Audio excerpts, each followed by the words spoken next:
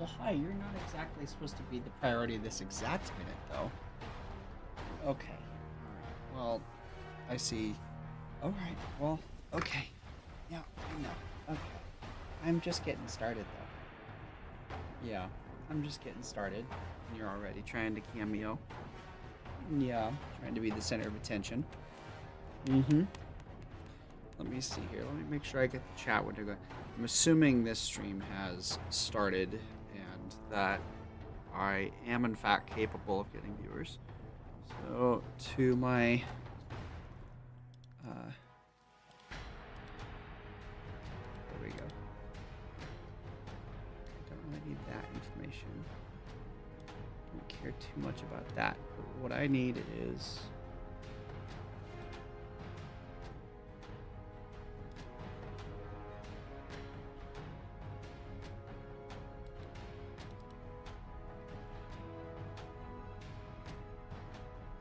yeah, we're looking for the old chat window is what I want.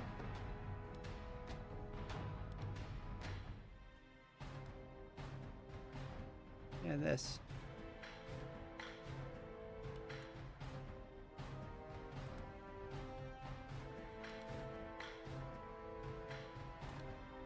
I'll fix that right up.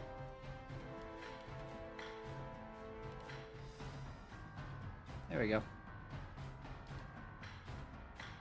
Okay. Alright, we should be good. Alright, well, let me see. There's one more thing I can do.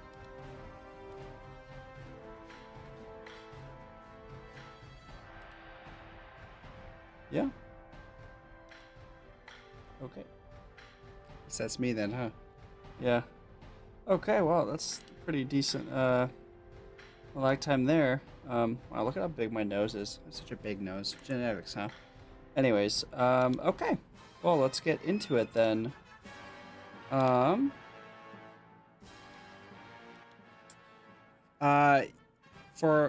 guess nobody's here right now, so I'm gonna turn my music at a comfortable rate, and I guess we'll watch it back later and see if it was too loud, in which case I'm gonna look really silly.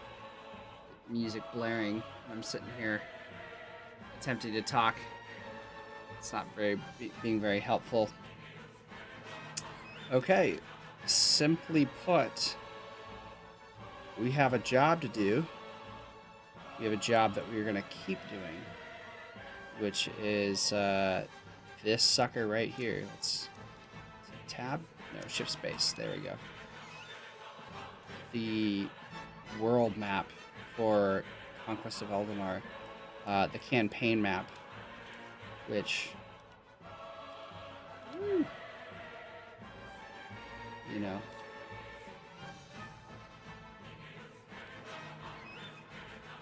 we gotta get rid of all this atmospheric fog, otherwise we're not gonna be able to see what's going on. There you go. That's a little bit easier to see. So this is what we did last stream.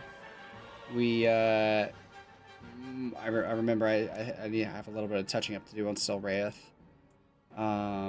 Maybe Norheim, I'll go check it out up there. But we pretty much got the main kind of silhouette down. And, you know, actually created the map. That's, of course, a good start. So, yeah, I think today what we will do is we will go in and... Oh... Same thing as usual, right? I should probably, like, oh, I don't know, like, actually make a post on our Discord that we're streaming right now. Might be a good idea. Let's see here. Stream is live.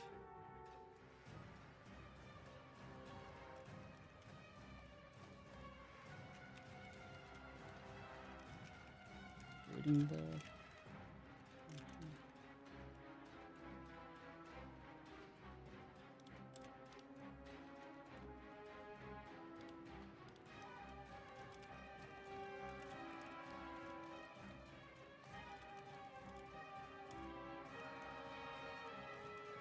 of Conquest of Eldinar. There we go.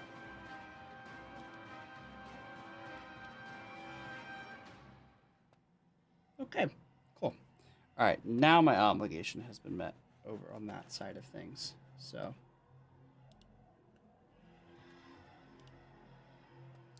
yeah, we will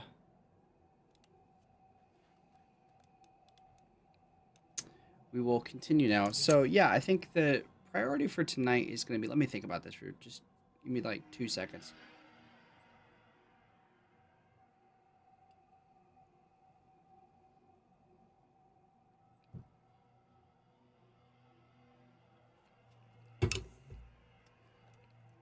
I mean, more or less, I think, you know, kind of what the priority should be is finish the silhouette because we're almost there, but not quite. And then I think we need to start getting into the terrain deformation. So, like, the mountains and the hills, the lows and the highs. However, we do have an interesting problem that's been created here with this whole this ocean kind of prefab that I've kind of thrown in the environment. It is making it so this will have to be a technical problem that I'll have to work out. Otherwise, stuff's going to get a little bit more complicated. So the thing, let me get rid of this map reference for a second. So the thing is about this is, for example, this is Crageth over here. And Crageth is actually a crater. It is submerged into the world. And so the problem is that this ocean map is kind of like, you know, an unofficial floor. If I bring the terrain any lower, then it will sink. So actually, because I'm so curious about this, we're actually going to explore this real quick, just for a minute. I really want to see what else we can do about this specifically. Yeah. First of all, I think we're going to need to...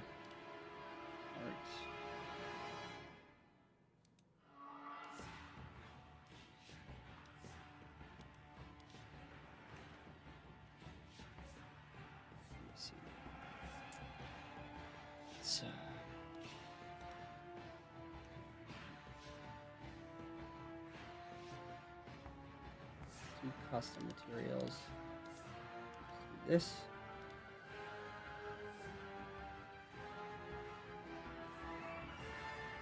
Eldinar world map ocean material.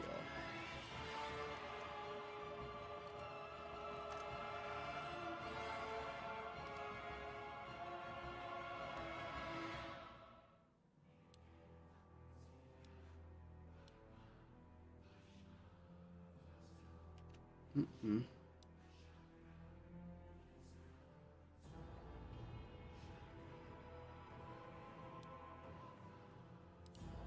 Okay. There we go. Now we're good to start customizing this. So let's make this ocean look good. Am I right?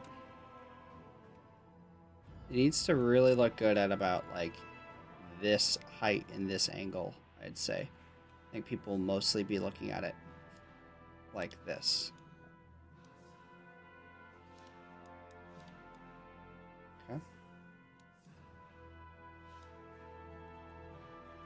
So I think it should be a little bit more blue, to be honest. Got a kind of a green thing going here, but I think we should be going more blue. Ooh, maybe not that blue. Ooh, not that blue. I think any change I make to this is this is like so big.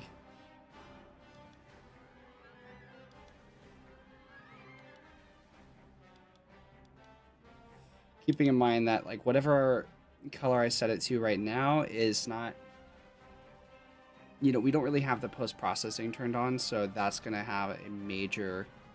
Post-processing is, for those of you who don't know, that's like it's like filters. you know, you use Snapchat or something or whatever photo filters. So post processing is a layer of, you know, color correction and stuff like that that goes over the top of whatever it is that you're seeing in game. And so I'm going to kind of guesstimate what colors and whatnot I think this ocean should be, keeping in mind that the post-processing is going to have a major effect on how we see this ocean. But that's a little bit more blue, which is fine for now.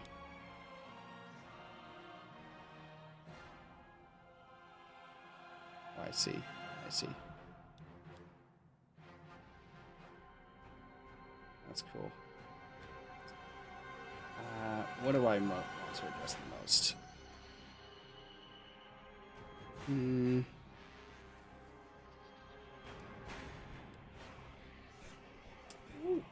Whoa! Look at that, yeah. Let's maybe not let that go too far, eh?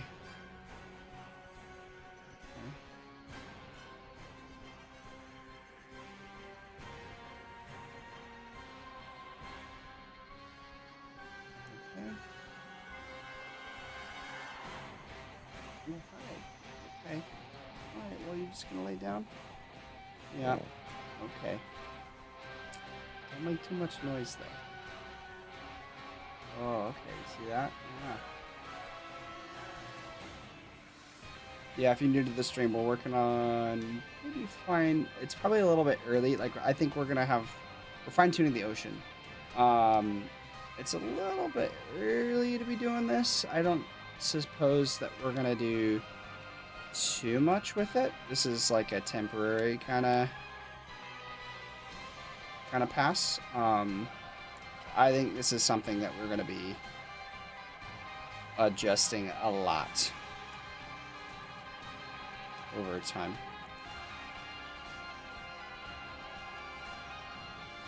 Oh, wow.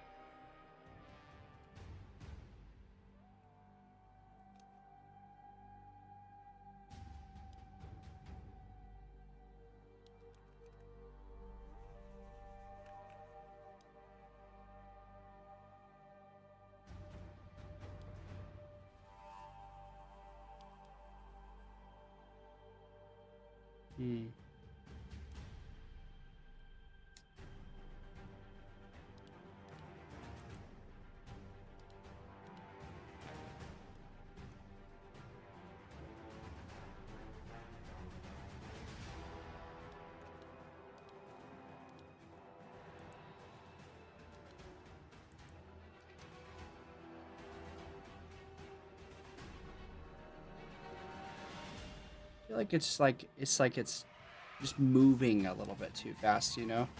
Like, you can see the kind of motion of the ocean here it's moving like south fairly quickly. I'd like to adjust that.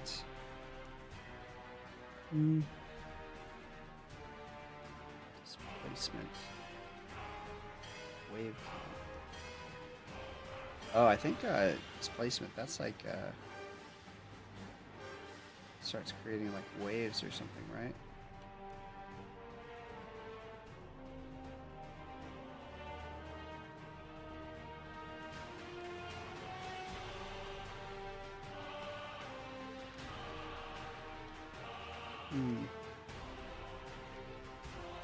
Whoa. Oh, you see that? That's crazy. Okay. What the speed is. Turn that down. Oh, I think I see what I'm doing. I think I'm kind of adding some kind of like waves or something.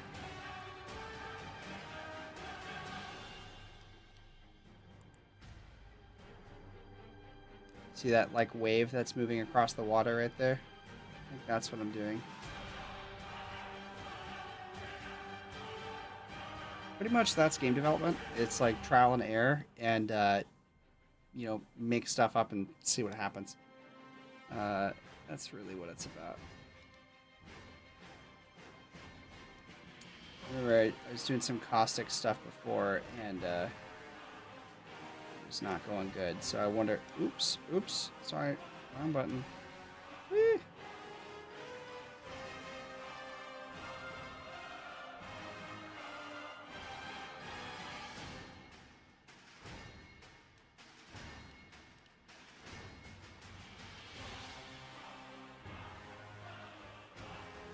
Oh yeah, that. I remember that. Oh wow. Maybe it's because they're too big.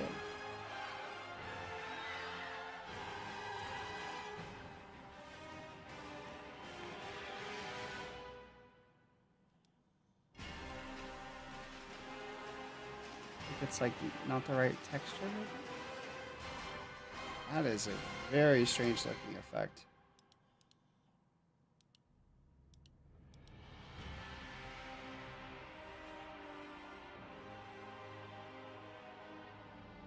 I mean, it's literally called Water Caustics 3D. Seems to me like that's probably the right texture.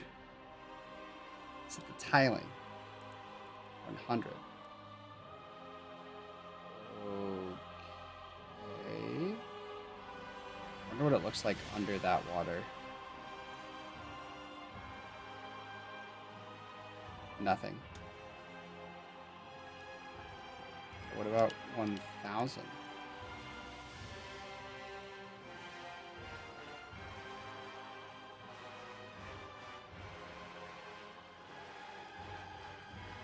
That is a very wild looking effect. Oh my god. This is screwing with my head. Okay. 500.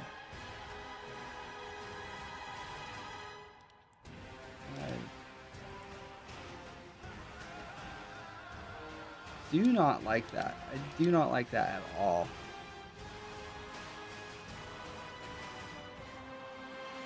Even with it set to 2D, it still looks very strange.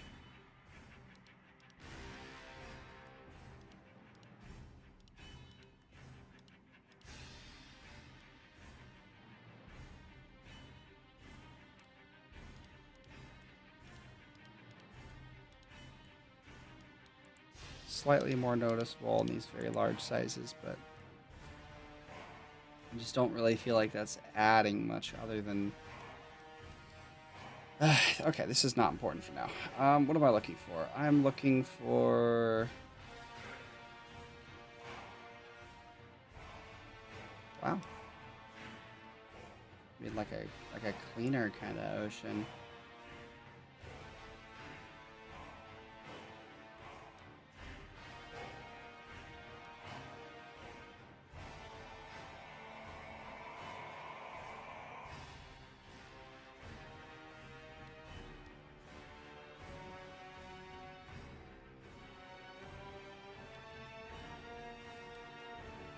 Wow, very interesting. Don't think that looks very good, but it's an interesting look nonetheless.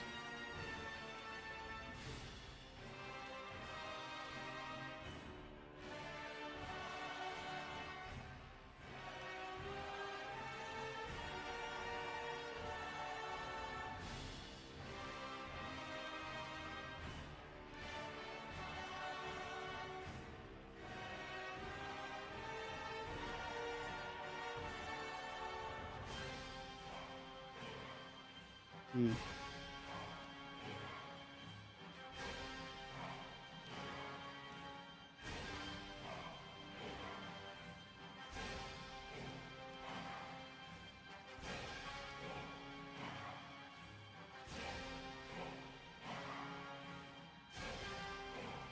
Makes it very simple by doing it this way.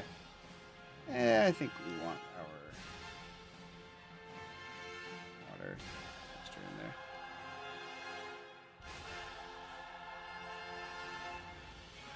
That gray is a bit much, though.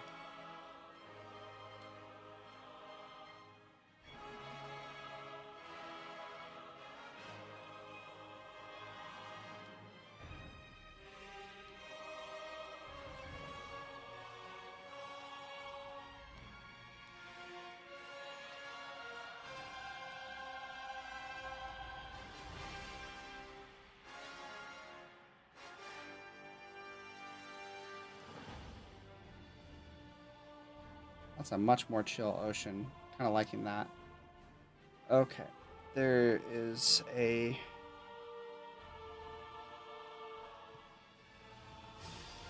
Alpha mask.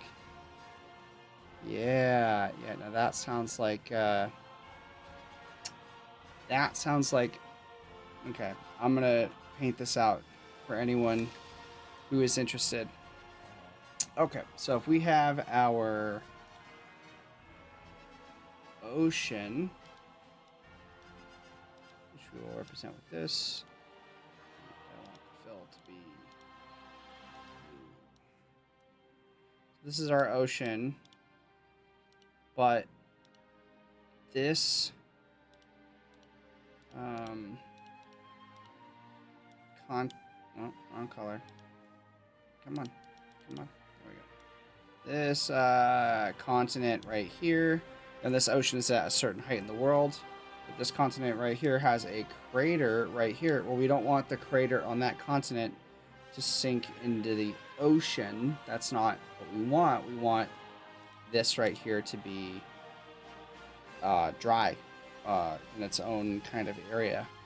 So it appears to me that what we need then is we need to find a way to take our ocean layer and like paint it out like with an alpha mask, because then if we could paint out this area, it would make the ocean invisible right there, and then we could successfully, you know, take the terrain of the world and push it down into the ground, and it would be open in air. It would not be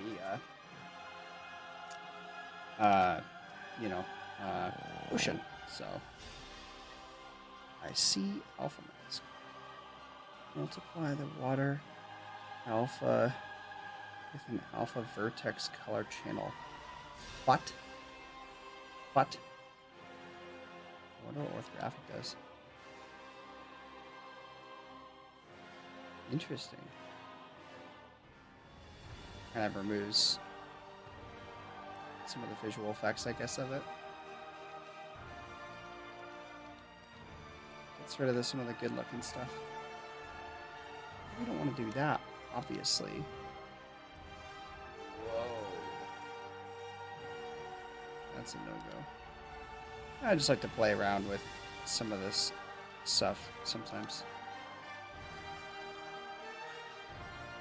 Okay.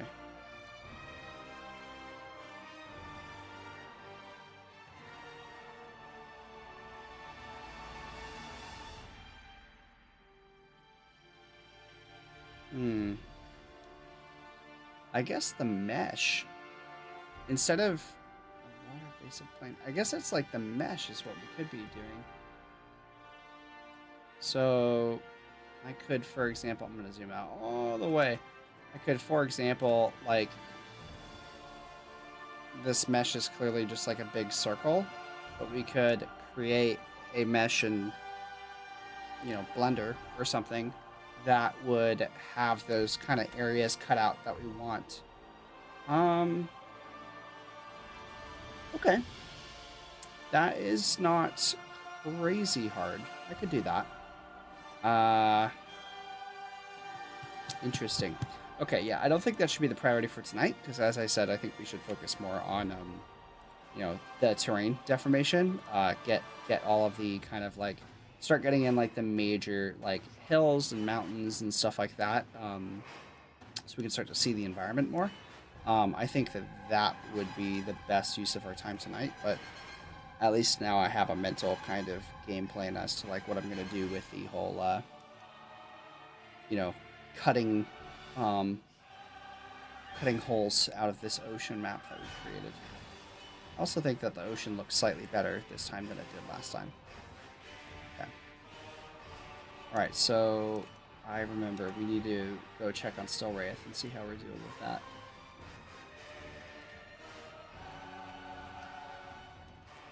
Keep looking.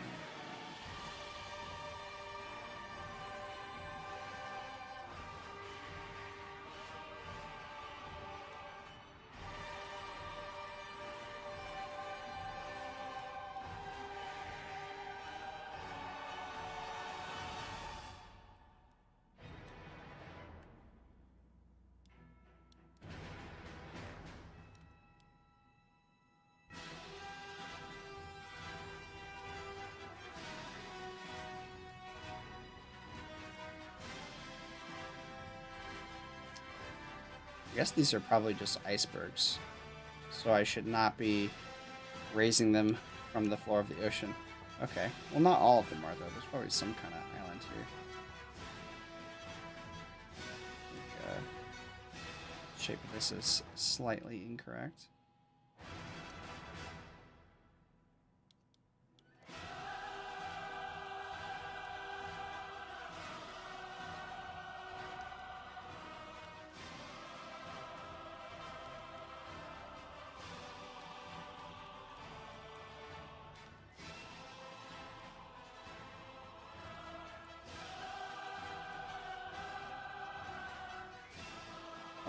My dog has, as you can see, based on his paw, has fallen asleep, and he is a very, very sleepy boy. You know, you're not exactly the lightest creature in the world, but, you know, whatever you need, man, I got you. Okay, kind of seems to me like we are actually really close to finishing the terrain here.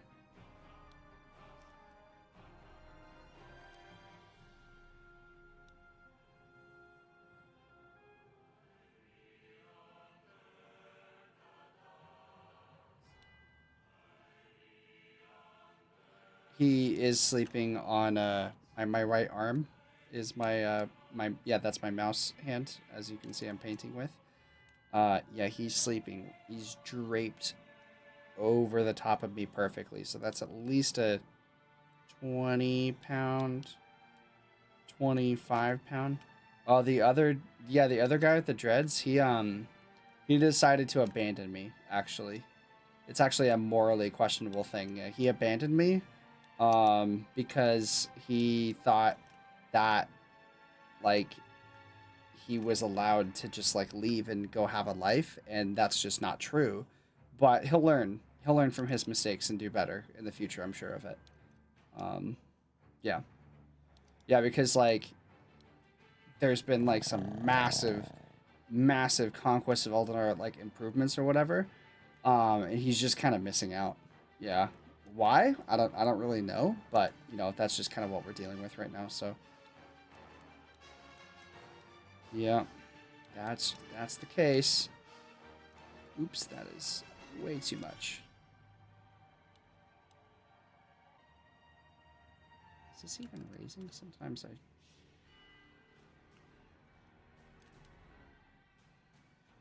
No, am I not using the right tool?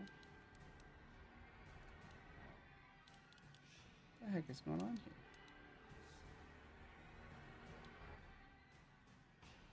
Yeah, set height. Oops, I guess we should probably, like...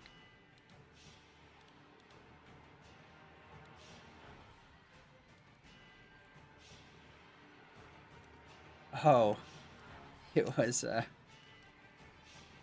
brush strength was set to 0, that's why it wasn't working. We support him, boo to Bilbo. What do you mean, boo to Bilbo? What you just said right there is heresy.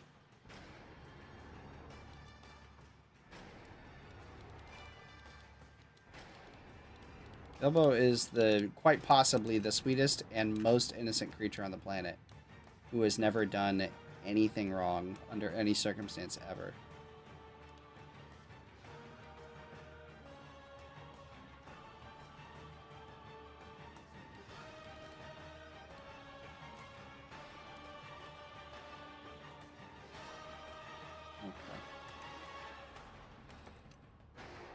Alright, let me kind of think about this for a second. Kind of scope the environment. Yeah, that's good.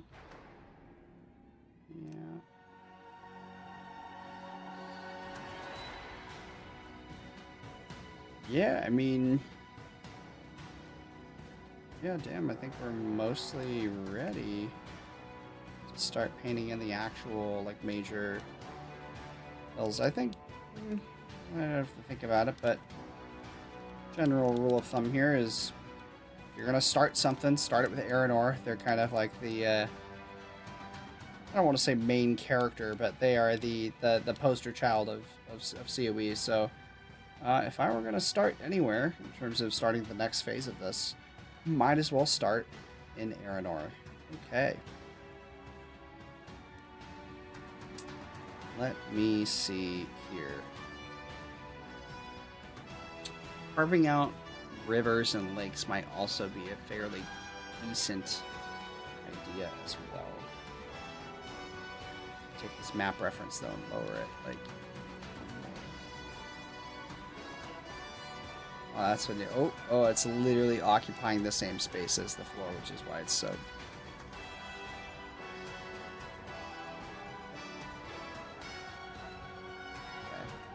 Yeah, they're very close together now, so if I raise that floor at all, it will cut into it.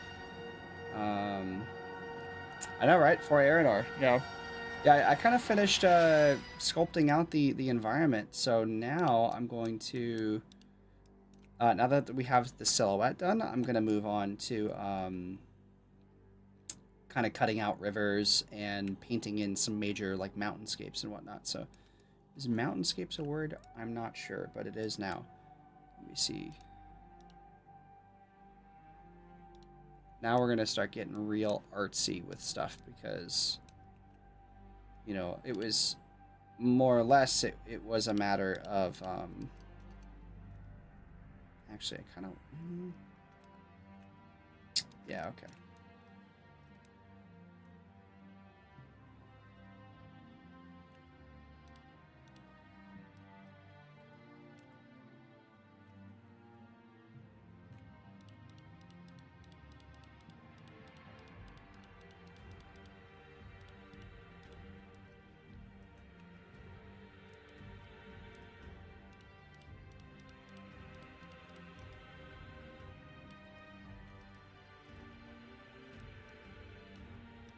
Yeah. I think by the end of tonight, we should see a start seeing a slightly more kind of outside of just the silhouette, like clear vision of this environment and what it looks like. This will be, it's a very painstaking, meticulous process, but I assume that like you know, I kind of went over my reasonings as to why we're doing this last time. I can kind of go over it one more time. You know, there's a lot of things I could work on stream. You know, painting characters, working on my cinematic projects, animations, etc. But in a lot of those different things, I'm kind of like right in the middle of this and or that. You know, the proverbial this and or that. And I wanted to, for this, essentially make this stream like a series so that somebody could hypothetically, if they wanted to, go back and watch the whole every live stream. Freaking turn it on mute if you want. You know, you don't have to listen to me, that's fine. But you could, especially we should time lapse this someday, you know, because we're kind of getting all these videos recorded for us for free. You could essentially see a time lapse of the entire creation of the world of Eldinar in 3D, which I'm pretty darn excited about. I think people are going to become very familiar with this. I'm going to add a little something over here too. I think there's one in here. Yeah, so that is kind of my reasoning as to why I specifically decided to do this over stream. It's something that's a fresh start. You guys don't have to have prior knowledge as to like what unit or whatever faction or whatever things are going on in development. It's like you can just tune in and watch me make a world, and that's pretty cool, I think, to see.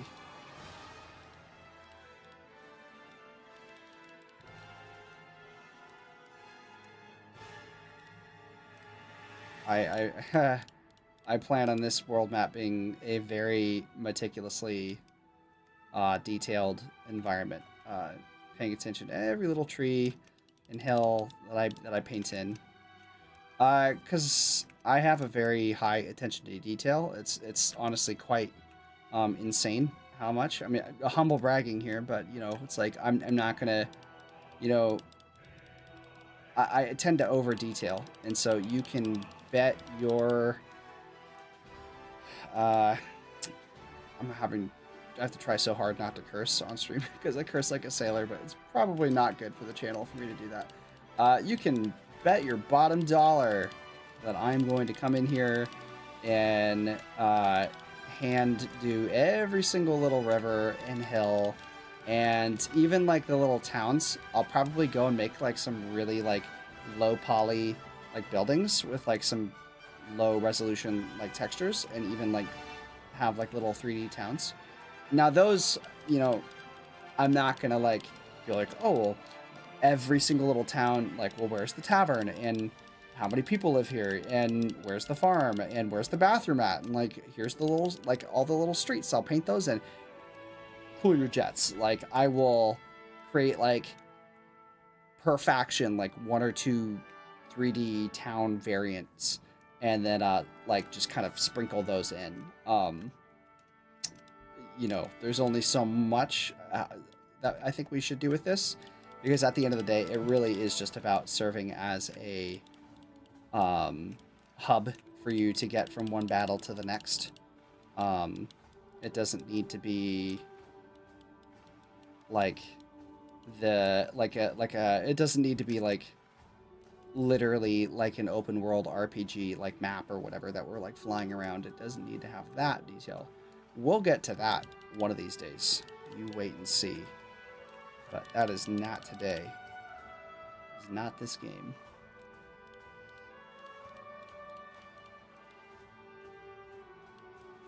Okay. As I said, if you're just tuning in, we finished the silhouette of the world map of Eldinar, and now we are going in and carving out rivers, which I will improve the water in these in particular. I'll improve at a later date. I'm less concerned with how that water looks and more concerned with, do the rivers exist? Like, you know, that's really all we need today. And I don't think that it's going to take me, you know, the 3 hours we have to stream, or in this case 2.5 hours. I don't think it's going to take me 2.5. I know, right? We will do an RPG someday, mark my words. But yeah, no, it's not going to take me 2.5 hours to carve out every river. I'll probably take me an hour, maybe. And then I'll switch over to doing like some mountains. I'm really interested in seeing. I'll probably do them last, but I'm interested in seeing it because this is like the first time I think we've ever. Well, this is the first time I've ever. More or less, it's the first time I've ever been able to essentially convey scale in Eldinar. Like, I've only ever done these maps, you know, they're orthographic, they're top-down kind of artistic maps, but I haven't been able to convey, you know, necessarily the scale of the environment in the way that I've always, like, imagined it, and this is a great opportunity for me to do so. Should be very interesting.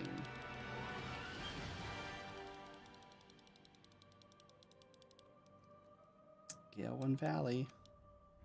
There it is.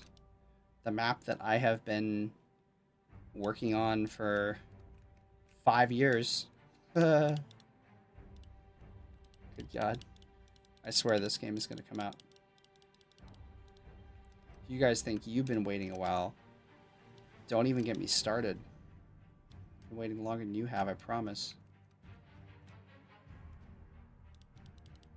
Okay. More wood. That's actually the Bronze Knight. Brenton's trying to set a film partially in Moorwood. And Grogmark is involved. This is kind of where that story takes place, right up here.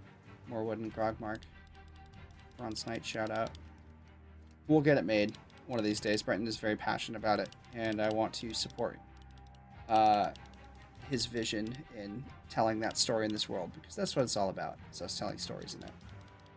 You know, I hope that the players get to make stories of their own when You know, I know, right? Bronze Knight. I hope the players get to tell stories of their own in this world that we've built. That is also part of my agenda.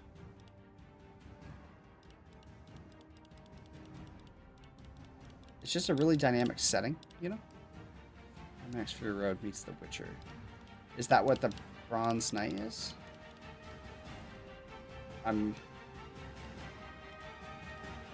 I see, yeah, because it's kind of, I think I understand what you're saying, yeah.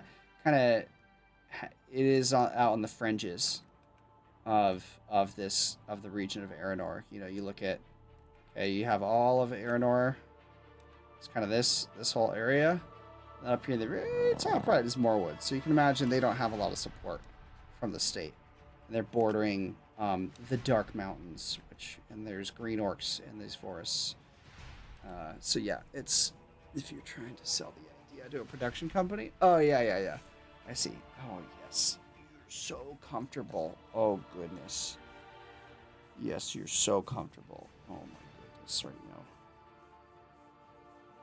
I have it. You can see his little face in the bottom left-hand corner of that camera. This little scrunchy face right here. He's looking up at me with big eyes of wonder, saying, "Why are you staring at that stupid light box instead of petting me? What has that light box ever done for you that I haven't?" Yeah. I love our fur babies.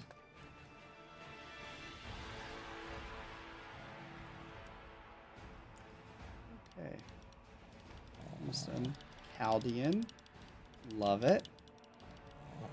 There's a lot of beauty in Chaldean, but there's a lot of pain, I guess I'd say, in Chaldean as well. Pain. This area needs some love, some redemption.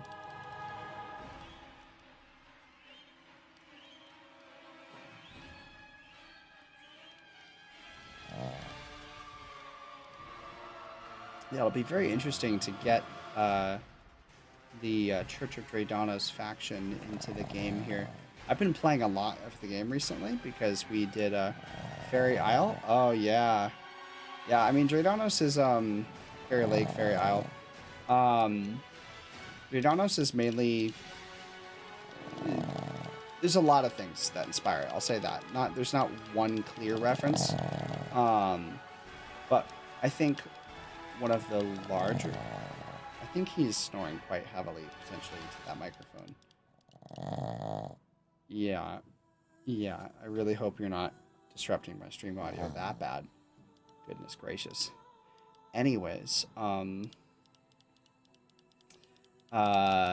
Chaldean. Fable. Fable's my favorite game of all time.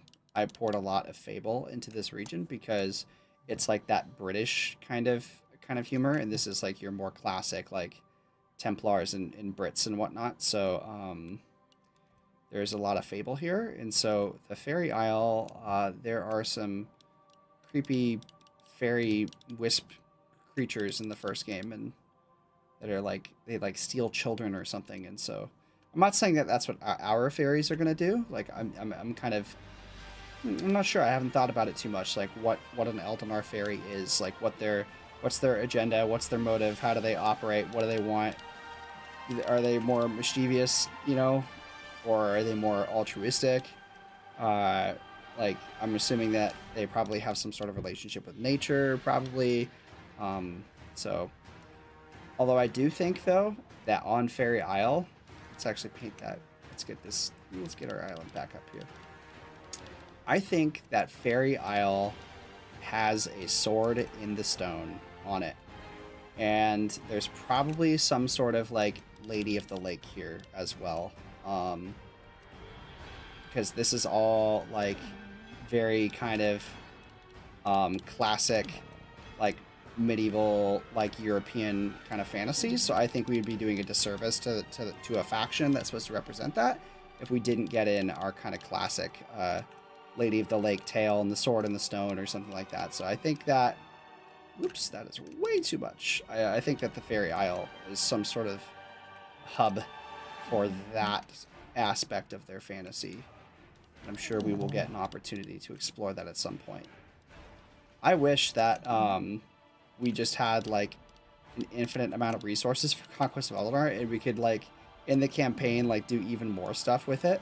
Would be cool. Like for example, I've always had this idea that what if we could do like bonus locations that you could go to, where it's like you can kind of just like click on this area on the map and then go into like a mini map, and it's not like a battle, you're not fighting a player or anything like that. There's just like you can go down there and there's like a bonus like location or something that you can kind of interact with, maybe like a bonus objective, and you can get like additional resources for your like campaign army by interacting with it.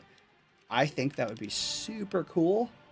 Do we have the budget to pull that off in an already massive game? Probably not.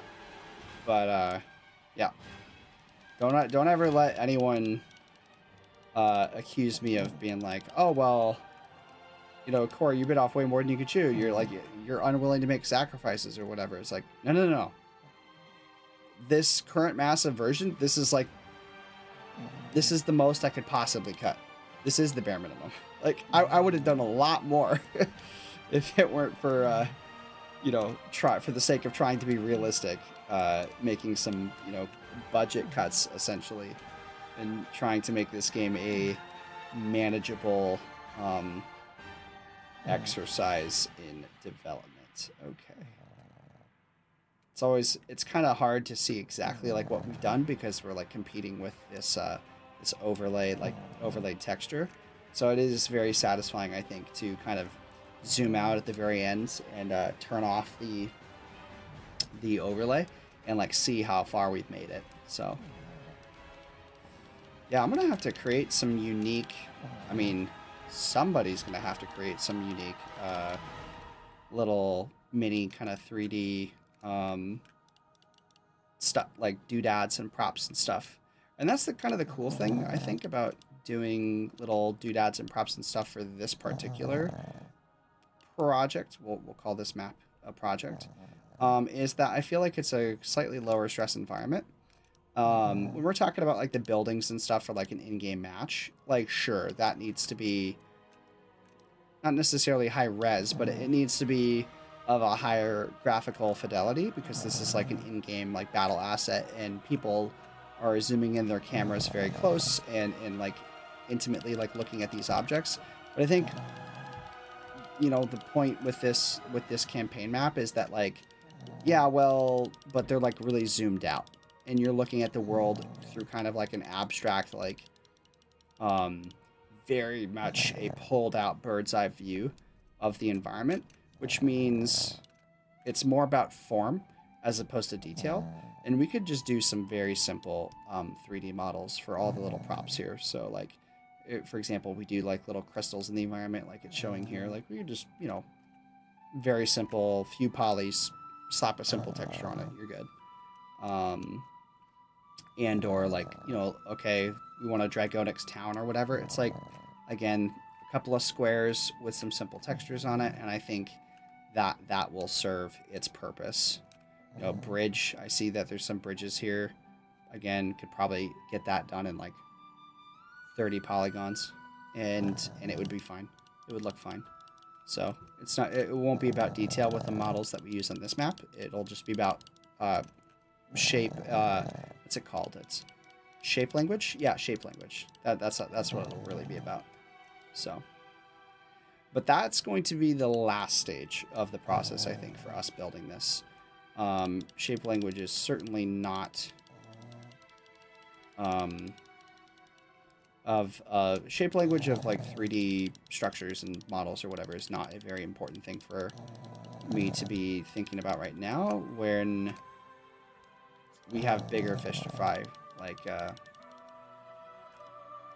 mountains, rivers, what else? Mountains, rivers, trees, I guess mountains, rivers, and trees, and then textures. Those would be like kind of like the four big ones. I mean, that is like 90% of the map right there. mountains, trees, textures. Then you can get, maybe we could add some grass, and maybe we could add some like big rock doodads. But then it's like we'll just have to go through a series of, and I plan on including that in the series, by the way. Any models that we end up custom creating for this project specifically, I plan on streaming that as well, assuming that we kind of keep doing this Friday night stream thing. I'll do those on stream too, so we will get to see it all. The blood of Arugaz. For those who don't know, fun lore fact. So Arugaz is like an ancient orc god. And this giant lava ocean to the east of Orgath, which, as far as we know, no orc has ever crossed, by the way. It's like, they've tried. They build giant metal boats in the Molten Harbor. And they have tried sailing across, but many of them don't return. But they certainly want to... they certainly want to explore the far eastern regions of Eldor to see what loot and lands might be, but it's a very dangerous area, I'll say that. Yeah, it's spoilers. I'm kind of painting this right now. Spoilers for how big the lava ocean actually is. It's probably something around, let me see here. Yeah, and then it probably goes, it's about that big. So it's fairly big. It's almost a full like province worth. So it's a very large ocean. But anyways, what was I saying? I was saying Arugaz, orc god. Okay, so he is an ancient orc deity, and this is called the blood of Arugaz because legend has it that the current this is obviously very open to interpretation and or speculation, but the current orcish emperor has been fabled to have slain the god in battle and spilled his blood on Eldinar. And so this lava ocean is the blood of the orcish god that was slain. Yeah. Now, whether or not that is strictly canon, so to speak, that's that's up to you to kind of think about. But when and if you guys get to meet Immortus, the orcish emperor, you can make that a decision for yourself, whether or not how much of that you think is true or false.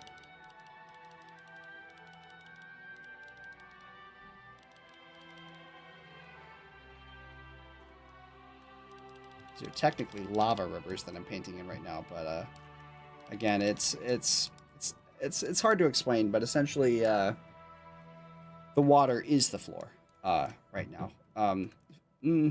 That's not the right way to say it. There's a giant water layer that is hiding beneath the floor, and so if I cut into the floor, then it is going to reveal that water. I have a plan to kind of fix that in certain areas. Like, for example, we don't want this to be normal water, we want this to be lava. So I will do that at a later date, but I think in this stage of the process, that is not the most important thing I could be doing to get this map done. Let's like go for the major strokes, and then we'll go for details later. So major strokes would be just figuring out where I want these rivers to be. It's the Iron Citadel. I feel like they're kind of got an advantage. This is kind of me thinking out loud here for a second, but it's going to be a very interesting process, like balancing these siege maps, because okay, there's two factors at play here. Factor number one is the maps are literally designed to be asymmetrical, whereas a normal skirmish mode map is designed to be symmetrical. In terms of both sides of the map have the same access to expansions. Like, both sides, let's say, have 6 expansions. It's equal. So both sides would have, the same amount of wild creatures, et cetera, et cetera. So it's meant to protect balance. But specifically when it comes to these siege maps that we plan on doing, they're designed, the gameplay of those maps is designed around asymmetry. We specifically want the attackers to have certain advantages and the defenders to have certain advantages. And each one of them has to utilize those advantages and or disadvantages to their own benefit. And so that gets even more interesting, in my opinion, when you take into consideration that I imagine on a per race basis, that disparity in symmetry is going to get even larger. For example, like when you think about Skyhold, that Siege map, which you guys can see a little bit of if you go and watch the Siege trailer, that map just has kind of like open fields right in front of the base. There's not really many hazards or base, the city, the castle, whatever you want to call it, right? Not too many hazards or anything like that. So that's kind of a very straightforward thing. However, when you take into account that, well, the Iron Citadel, the Molten Legion siege map, if you want to assault the Molten Legion, their capital has a lava moat around it. And this is one of those things where it's like, that seems like that's a pretty good advantage for them. It's like, maybe we should, I don't know, get rid of it just for the sake of maintaining balance. I say, nay. Faction fantasy is and always will be the #1 most important thing, in my opinion, for Conquest of Eldinar. Balance to me will always come second to faction fantasy. Now, maybe there's going to be like some hardcore, sweaties out there that disagree with that concept. That it should be about balance first. And like, don't get me wrong, I played StarCraft 2 competitively as well. I want to play a balanced game. That's more fun to play one. However, when you're playing a game where its main kind of marketing tactic is all of the different like races that you have to play as and like all the cool unique things that they can do, I think it would be a disservice to that fantasy to find an opportunity to explore that race's fantasy even in more depth, but then like purposely like cut that off at the knees because it doesn't perfectly align with the game's balance. It's like, I'd much rather make sacrifices in the balance department if it means we're protecting the race's fantasy as opposed to the other way around. So that's my philosophy. In the end, we'll see how it pans out, but I don't know. I think we're already making a pretty kick-ass game in my opinion, so I think we're gonna keep doing so. That will be an interesting I don't want to say dilemma, but I'm sure that will be an interesting point of contention. Contention? Yeah, that's a word, right? Contention for many of our future fans. We'll probably have a interesting debates. I think another good example of that is like, just the kind of the inception of the Dragonix faction as a whole. It's like this like elite faction with like a bunch of dragons, and it's like, wow, you're really forcing whoever you're playing against to take into consideration anti-air. Is this potentially this much air on one faction? Is this potentially like a balancing issue? To that I say, yeah, absolutely. Of course it's going to be. But does that mean that like we should remove the Dragonix from the game? Or like make it so none of their units can fly? Absolutely not.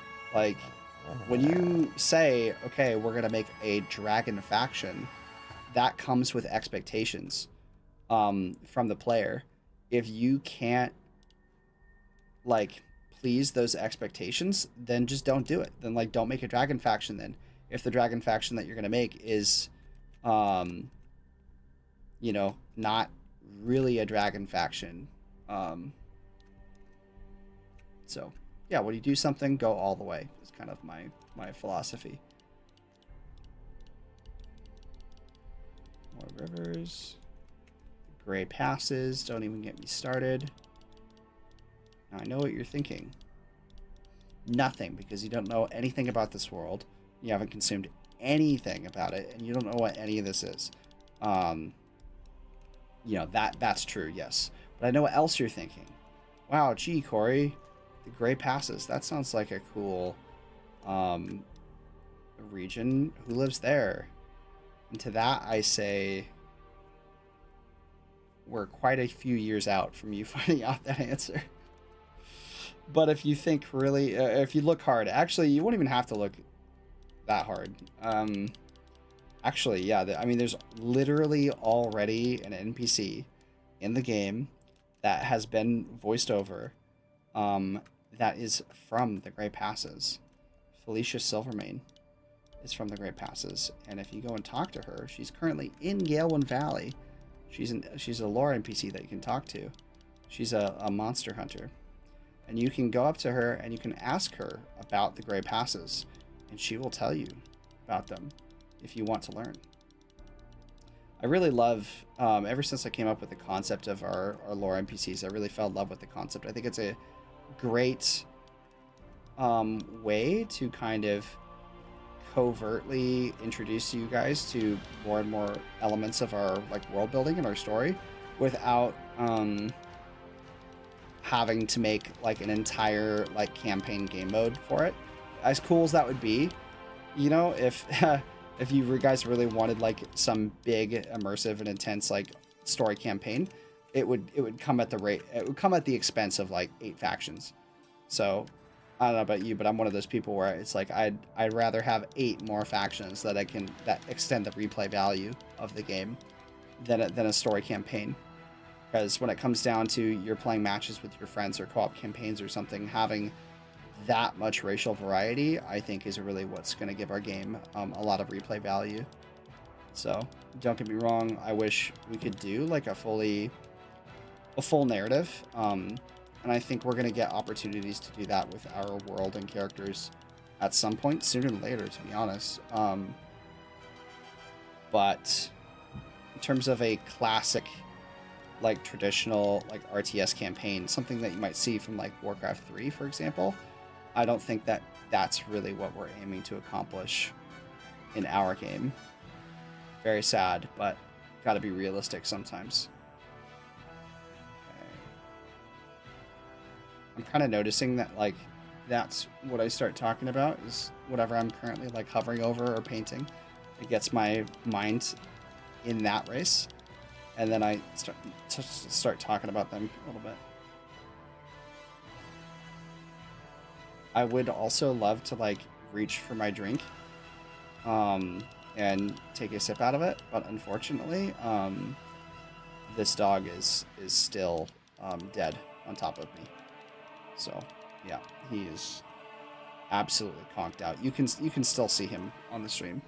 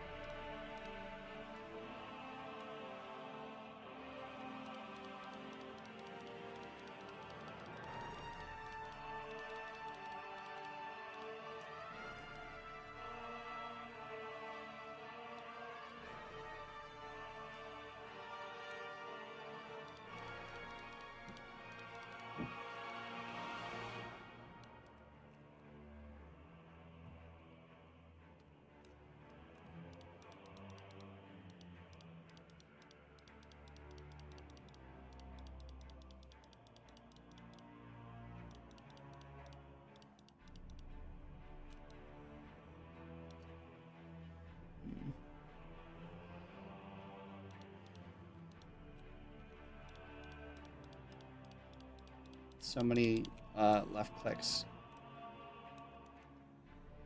So many little left click dabs. Chiseling away. I mean, it really is like, you know, sculpting, essentially. That's what I'm doing, just like taking a little, imagine you had a big mound of like clay or whatever, and you got like a little scraper. You just started going in and cutting out like rivers and whatnot. It'll look really cool at the end. Really, really cool. I plan on, I'm probably, I mean, using this, once it's all finished. I'll use it for a variety of different, like, marketing things as well, so.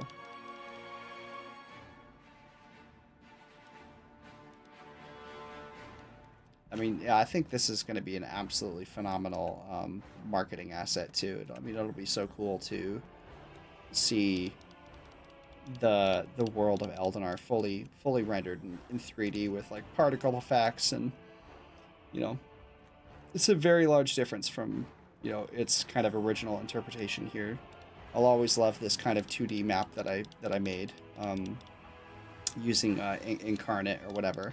Very fun resource, but I think that the one that I'm creating right here is going to be the far superior version, because it's like a full-on 3D map. Oh. You know, there is one thing.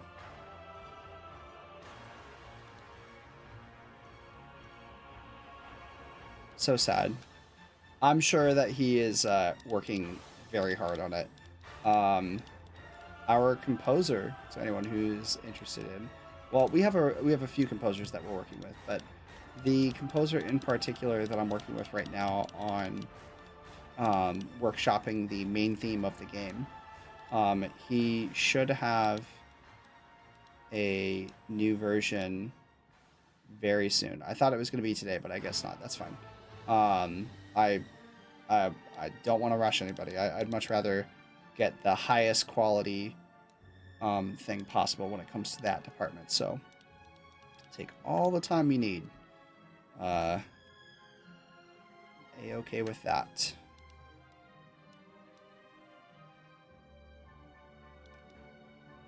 But I can't wait to share that with people. That's going to be awesome. Get that stuff on Spotify as soon as possible, because I need to work out to it.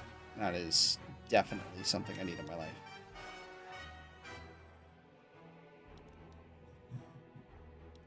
Okay, now this creature is like twitching. He's like chasing some kind of sheep or child or something in his dreams. And he is twitching and flopping all over me right now. Can't really see it, but if you look really closely on my screen, you might be able to see him. They're little subtle movements.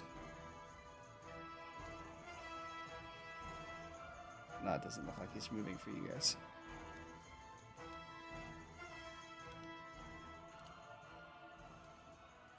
Moon Lake. Get it? Because it's shaped like a moon. Like a crescent moon. Wow.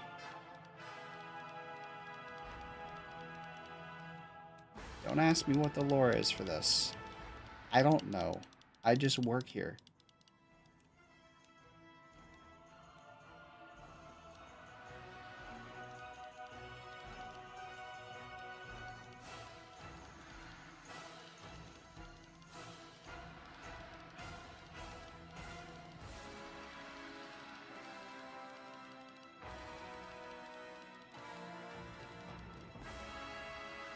Loggerman Hill. Very interesting story beat happens there. Actually, a couple of really interesting story beats happen there. Flynn Aaron's father died down here. So, the former King of Eldinar, 100 years ago, died there. That's one of multiple interesting things that happens in that location.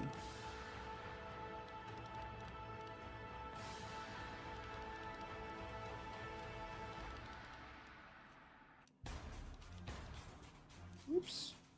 I gotta hold down control while I'm doing all these clicks, because that's what tears into the ground. Control click.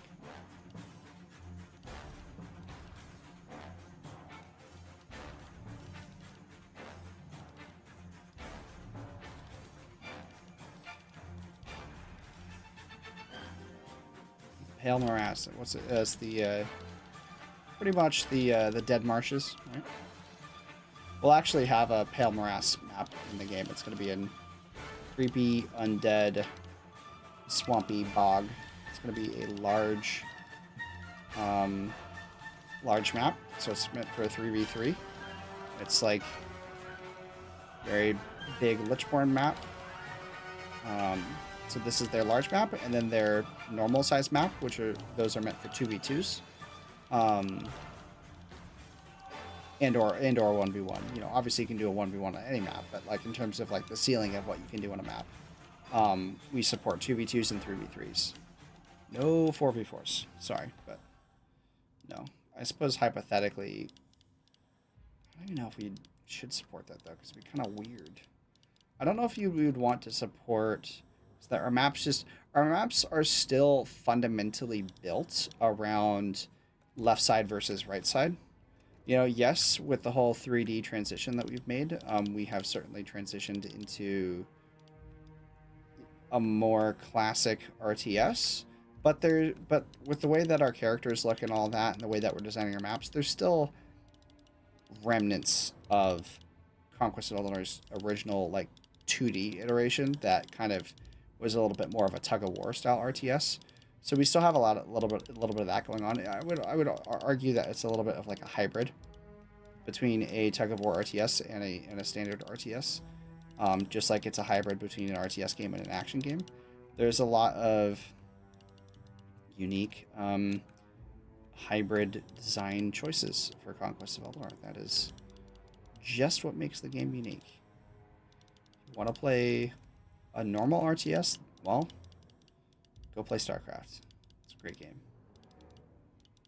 Hell, I'll play it. I'll still play it. When is StarCraft 3 coming out? Please. Knowing Blizzard nowadays, they'll probably just make it a mobile game. Tee-hee-hee. Look at me, I'm salty.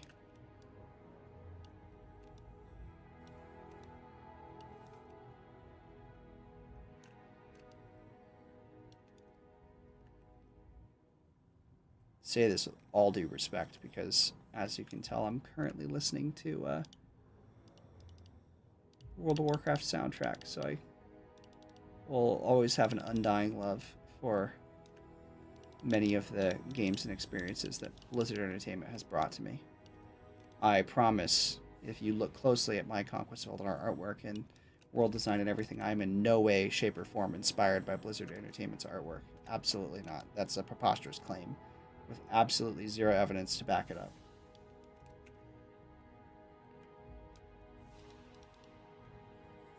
You know, your twitching actually just kind of made me fat finger something. So you are, in fact, having in it, yet you can definitely see him twitching, his little head. He is definitely having an impact on game development. Not a good kind.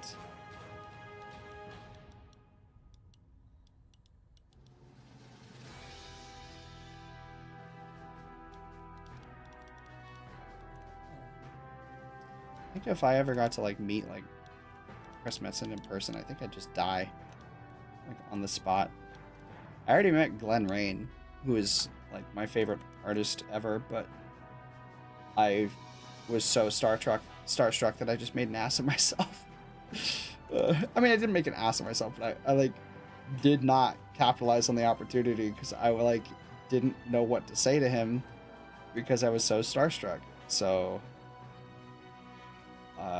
if I met Glenn Rain again, like nowadays, I think I would do a much better job. I'd like probably just fall on my hands and knees and be like, listen, here's a key to my house. Here's my private number, my phone number, here's my Discord. Like, if you need like literally anything, somebody like go get you a coffee, or like, I don't know, take your kids to school or whatever. Like, I don't care. Like, whatever you need, man, I will do it. Just like mentor me, show me your ways, teach me everything. I want to be just like, okay, yeah, you're tired. Poor sweet pug. Mm-hmm. Yeah, I can't really reach for my drink because your head is on my hand. Oh, sweet pig. Sweet little pig. I'm gonna reach for it anyways.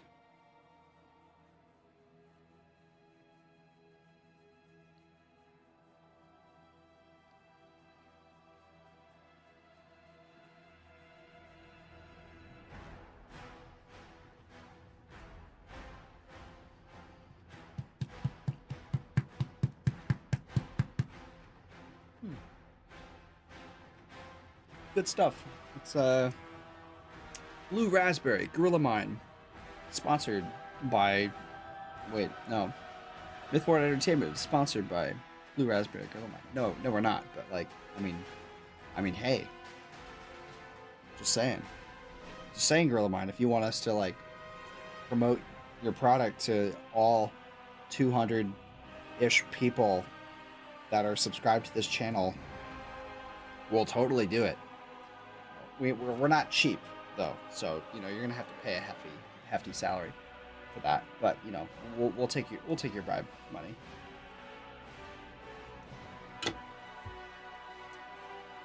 Hmm. Okay.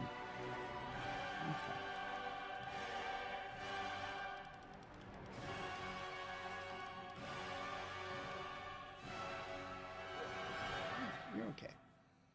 You're okay. I'm just itching. You're good. You can stay right here. Unless you want to go lay in bed. Okay, how are we looking? Alright, we're doing pretty good. We're almost done with the continent of Eldor. Very interesting continent. However, we need to dig into Quenthos. Top three most beautiful places in Eldinar. There's different categories. I'm not saying my favorite. That you know, that's a separate kind of too many factors at play with that one. But in terms of its like what many people would consider sheer beauty, I would say Quenthos, Spires of Karoma, and the Callian Amazon, probably. So we're talking like pretty like nature, then that's what people would consider to be most beautiful. However, I would argue that there can be quite a lot of beauty in like desolation and like a abstract kind of way. Like I think, me in particular, I think that like Still Wraith or the Vale of Eldorn, so that's like the Ice Elves, the Jamoi, and then the Dragonics. I think those places are also really pretty. Not necessarily because of their nature, because it's quite, I don't want to say lacking, but like it's sparse in its detail. It doesn't have like big, well, Vale of Eldorn kind of has big, beautiful trees, but not in the way that you would suspect they would. Not in a traditional sense. It's very magical environments is essentially like what I'm trying to say. The Vale of Eldorn was hit by a massive mana bomb, essentially like a nuclear bomb, but like mana. And so that has made the Vale of Eldorn kind of adapt a lot of strange, unorthodox, mana-inspired environmental features. So I think that will contribute towards its beauty. Now essentially it's you know, a post-apocalyptic wasteland, but I think that there can be beauty in desolation, in my opinion. Something that once was. Like when you go to somewhere that's kind of like abnormally empty, but in that quietness, there's a kind of, like, something is comforting about it. Hope to capture that when we create those zones.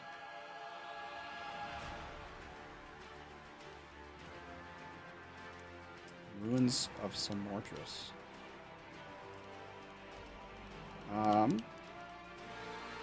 That will essentially be a map that we get to play on. Not in a traditional sense, but one of the I have plans that one of the Quenthos maps will be in the canopy of the trees. So like something like Kashyyyk. In fact, actually, for anyone who's ever played Knights of the Old Republic, I think Kashyyyk is kind of the main inspiration there, where it's like a city that's like up in the trees, and so you're walking around on like wooden pathways and stuff. You're not on the floor of the environment. You're up in the trees, walking between like different bridges and platforms. I think that will take place in the Ruins of Somordris, and I think that the reason why I want to do that is because then it gives us kind of multiple things to work with in designing the map. Because the Ruins of Somordris in particular is also Somordris was the biggest city in the world. It's pretty much Valyria, like if you're comparing this to like Thrones or something like that. Or I guess you could also say, if you wanted to compare it to Warcraft, then I would say kind of like Suramar, except that's not really desolate. That's still around. Somordris is that used to be the capital city, essentially, for the High Elven Empire, and but it was scorched when the elves fled. They left because they realized they had lost the war. They used dragon fire, and they scorched the city. Kind of a very petty, like, if we can't have it, no one can kind of situation. And so the Quendos, being the good-spirited people that they are, took it upon themselves to heal the land. And so they healed the city of Somordris more or less by growing a giant forest on top of it.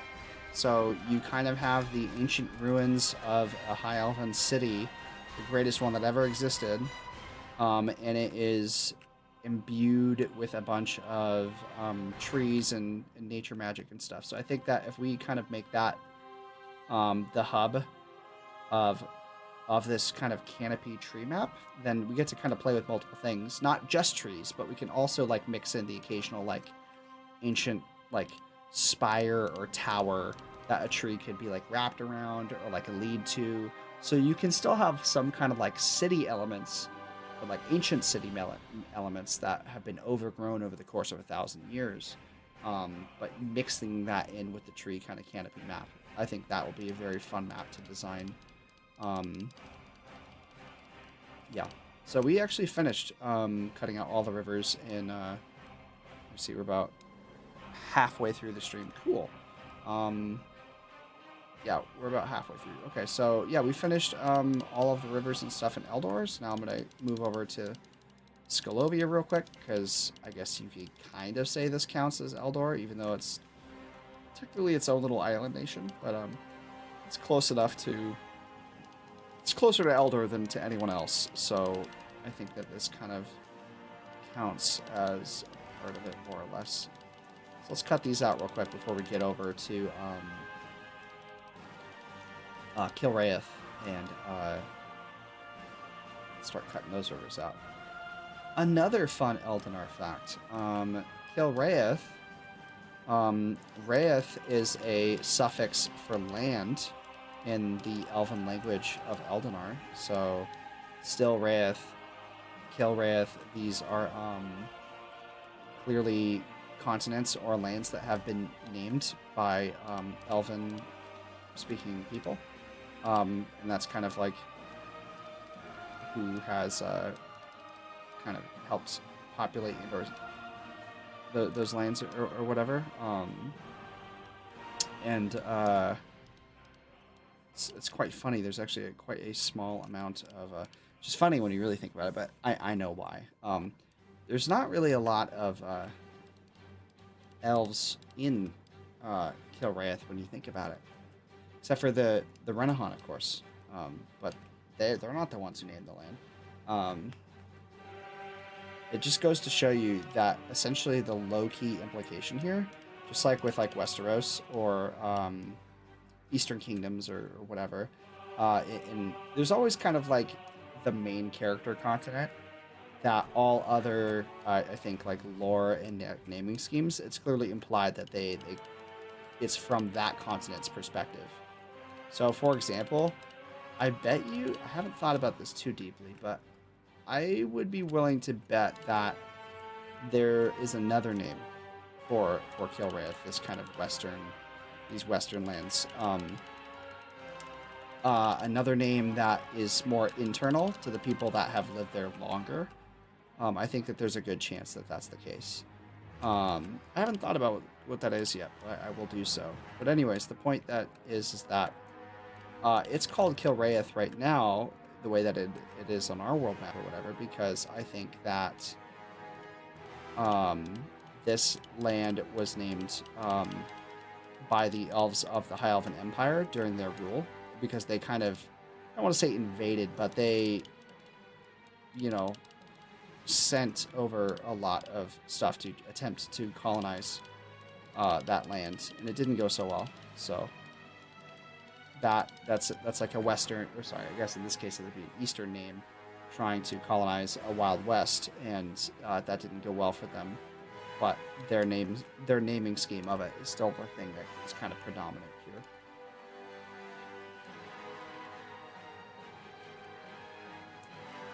Let's see. Okay. Pretty darn good. Do I need to cut out any rivers on the Southern Isles real quick? Oh, there's a little pond right here.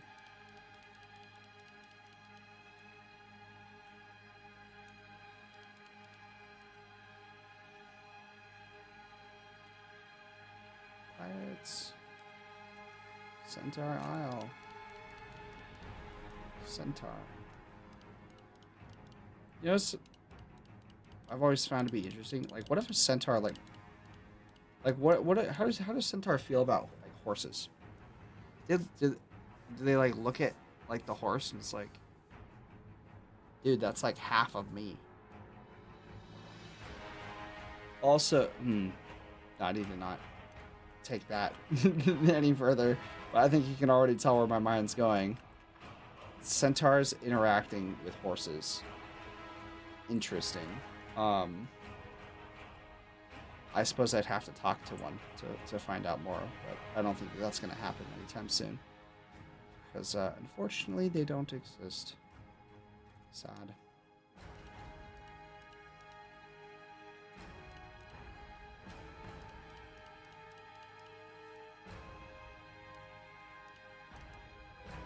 Actually, don't really need to carve out much here when it comes to rivers, because they all just get frozen over. So, I'll cut a little bit in right there, but that's about it for Stelraeth. What a cool place. What a super cool place.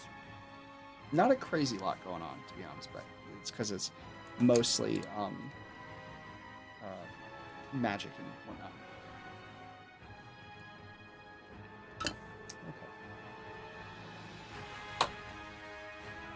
Hour and a half left, dude. Like, I actually have like a little bit of strain in the old wrist, because of the amount of like, just like left clicking, like I'm doing like, just like cutting through that river. Ow. Oh my god. Ow, yeah, that really hurts. Shit, man. Damn. Yeah, well, this is live to win, you know? Stop for nothing. We surrender to no one under any circumstances ever. Pain is temporary. Pain is temporary, but victory is eternal, and this game will be forever. So, I will outlast any pain that comes my way.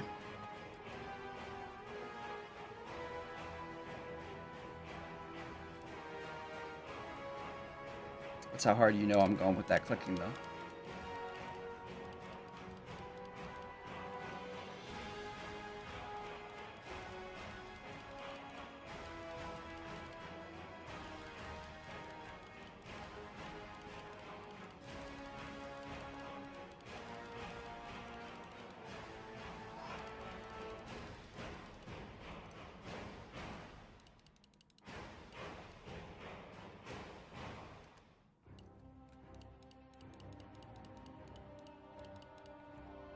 Yeah, the Battle for Azeroth music is pretty damn good.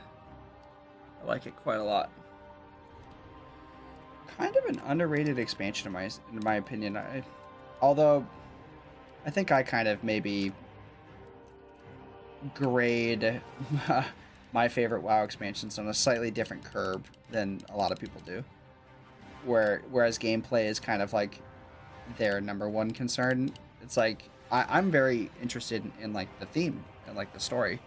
Not to say that the story in BFA is like fantastic, but like I don't know, the premise is great and the theme is great and the music is great and the settings are incredible. Did I like Azerite armor? No.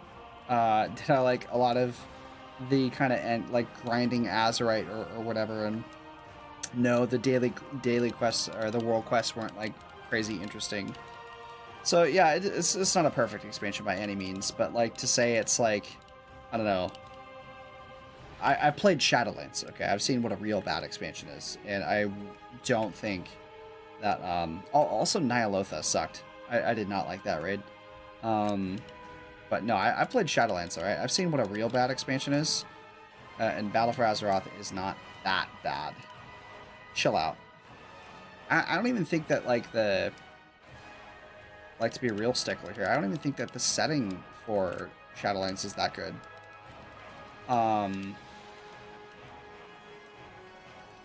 It's too, like, abstract and weird. And it feels like it feels like you didn't really, like, take advantage of that premise and of that concept to its, like, fullest. Like, okay, so we're, like, in the afterlife of the Warcraft universe. Okay,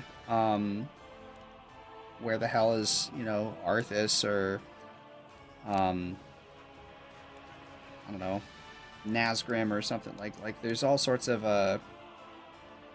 there's literally too many characters that have died in this lore for us to go to the afterlife and then, like, not want to see them all, like, constantly.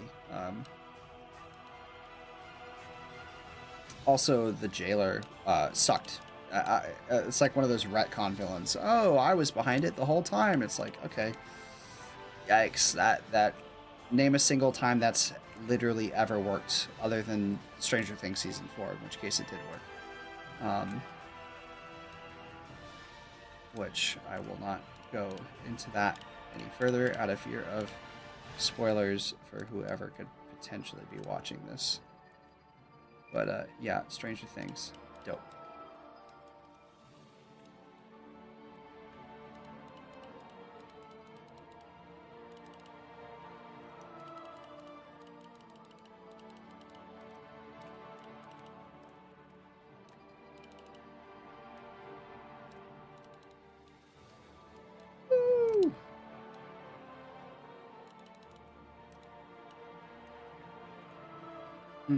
Okay. A little bit up here. Yeah.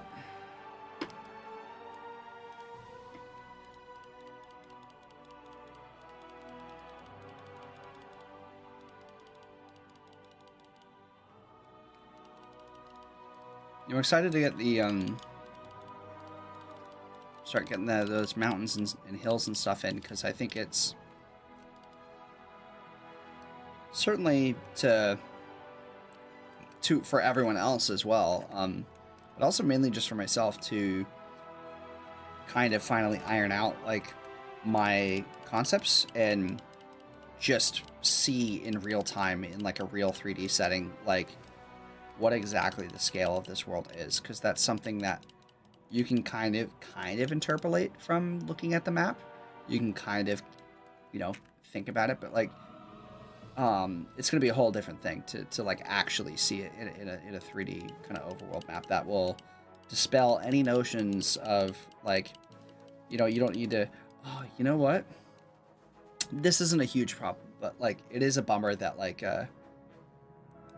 we won't truly be able to include Durandul in this. Actually, I think I have a way. I think we could put the map of Durandul here, and then we could take like the mountain and make it just like a big prop, like, and then so you like clip into it. Like if you just move the map up here, it'll like phase you through.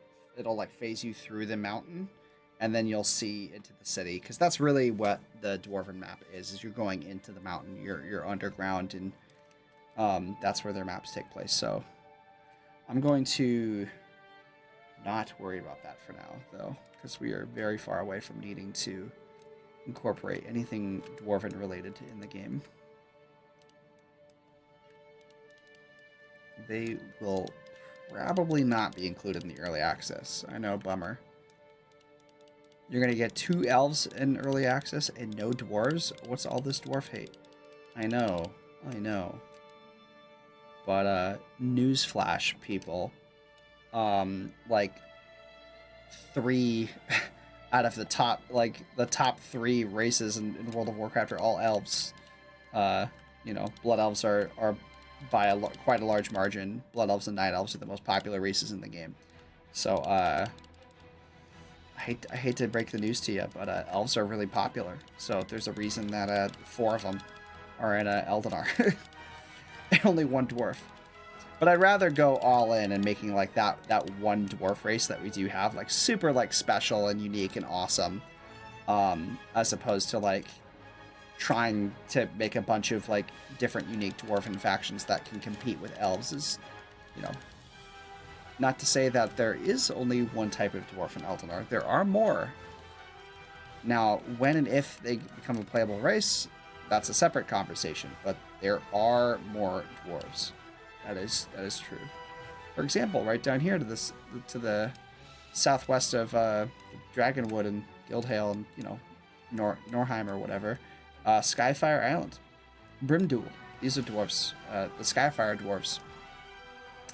They're known for dragon steel. They forge it. They tame dragons and use their fire to make dragon steel. It's a very renowned metal and a good export for them. So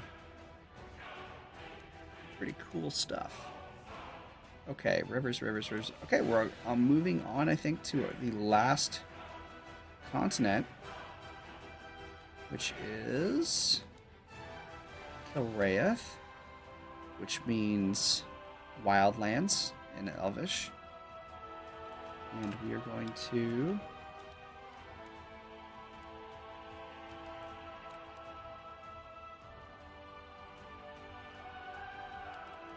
get that shape a little bit better.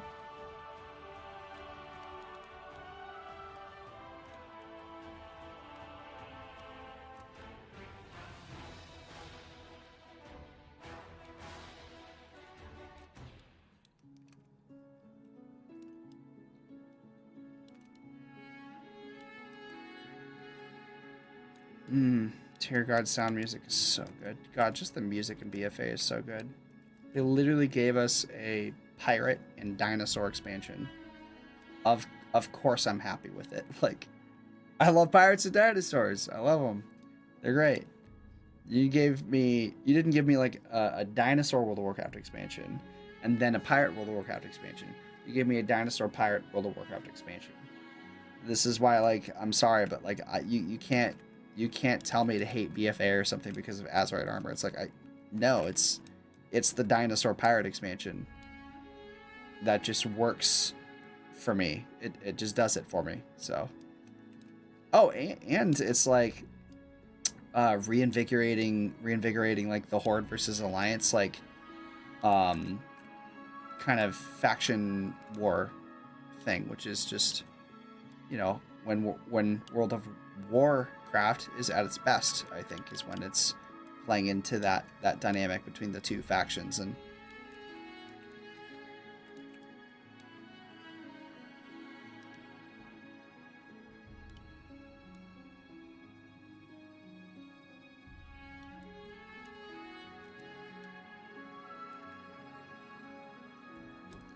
Arperian, he is the god of war. Essentially, he is the Ares for the Vinar Republic. Arperian. Also, he's also associated with fire as well, by the way. Each of their gods are like associated with like a different element.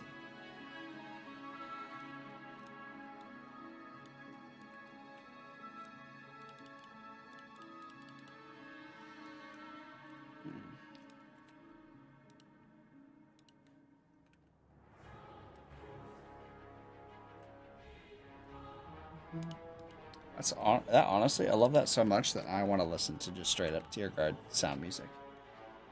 That's how much I want to listen to that. There we go.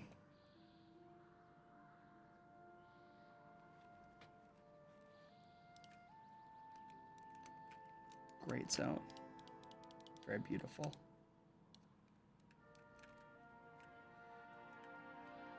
Is ever like I have like memories of is ever getting like a serious talk with like your friends or something, and you're like playing World of Warcraft, and yeah, the game isn't that mentally taxing, so you can kind of like tune out while you're playing it a little bit.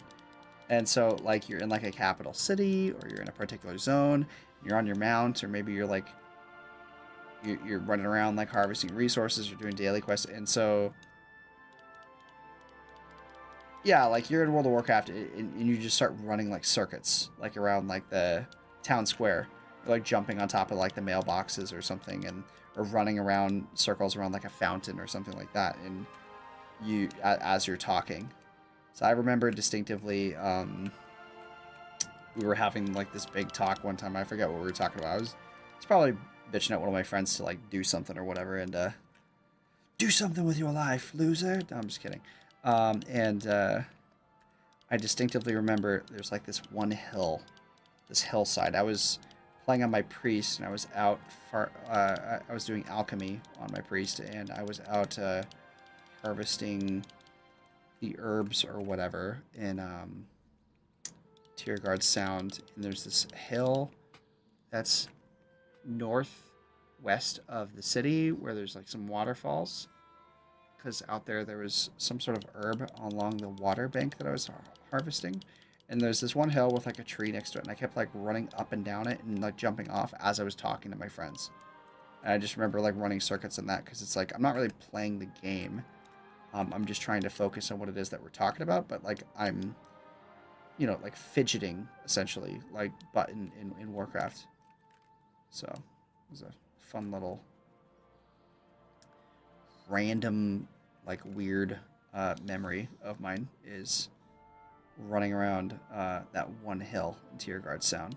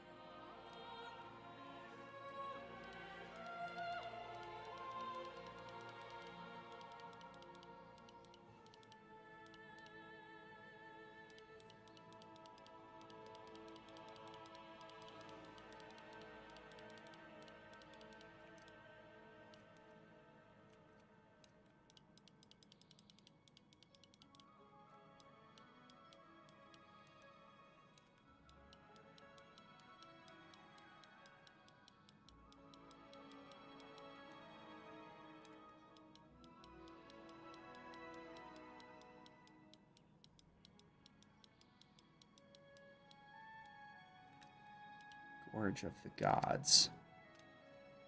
Oh, sorry. God's Gorge. That's not Gorge of the Gods. It's God's Gorge. There's a difference, okay? Xanor. Sounds like Draenor.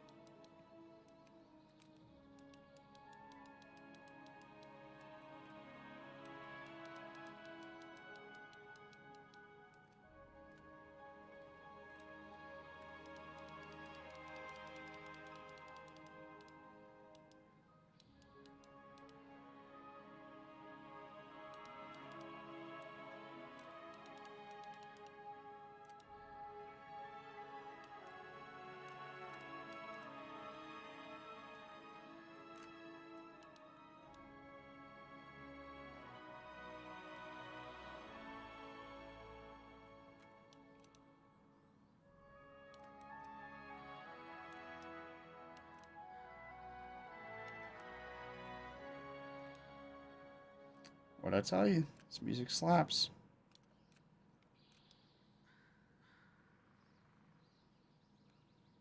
Love how there's probably like some actual like young people that use that term to refer to like real like hard like awesome music, and I'm using it to refer to like tranquil like pirate island music. I guess I don't know, young people, as if I'm not young. That's funny. Back in my day, we used to say music sounded dope. Rad. Funkalicious, maybe even. I don't know. Unas. Minotaurs. Boros. This is where the Minotaurs live. It's a lesser rival faction to the Weimar Republic. They've been fighting with them for quite a while. Just some kind of land disputes, stuff like that. But perhaps they may overcome their feud at some point in the future. I'm sure you guys will get the opportunity to fight some Minotaur, though, in the when you play on their maps. There'll be neutral Minotaur mobs, which means yes, I'm going to create a Minotaur model at some point, and I'm sure it will be dope. Can't wait.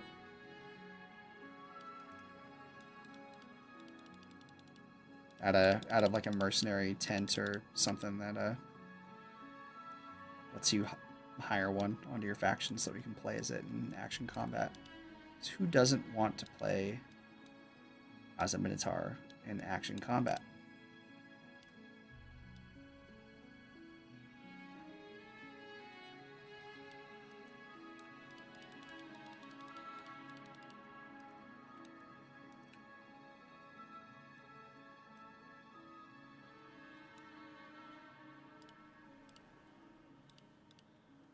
What I tell you, man, this is a very meticulous process. Where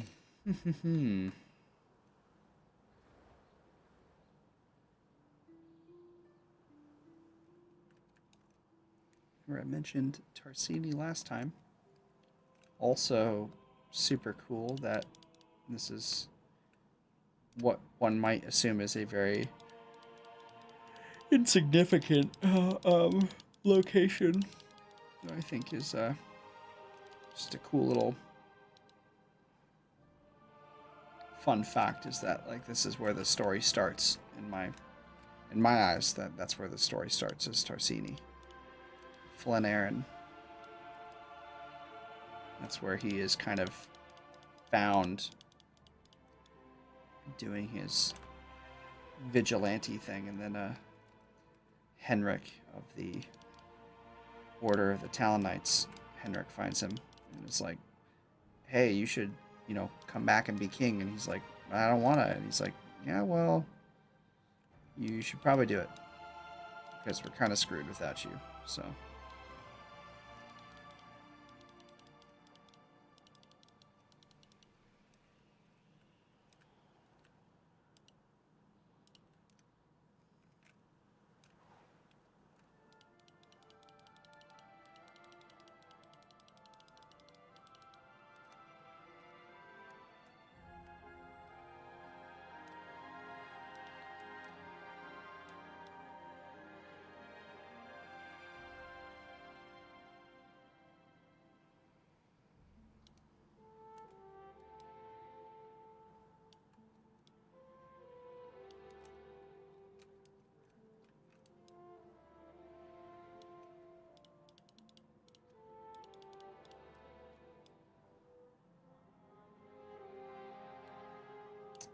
I want to watch the Emperor's New Groove again sometime. It's been too long.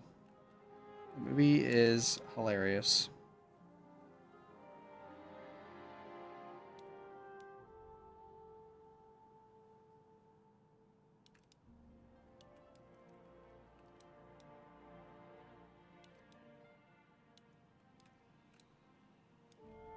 Definitely one of the more, I think, unique moves in Disney's library. Did I say moves? I meant to say movies. Oh, you guys get what I was saying.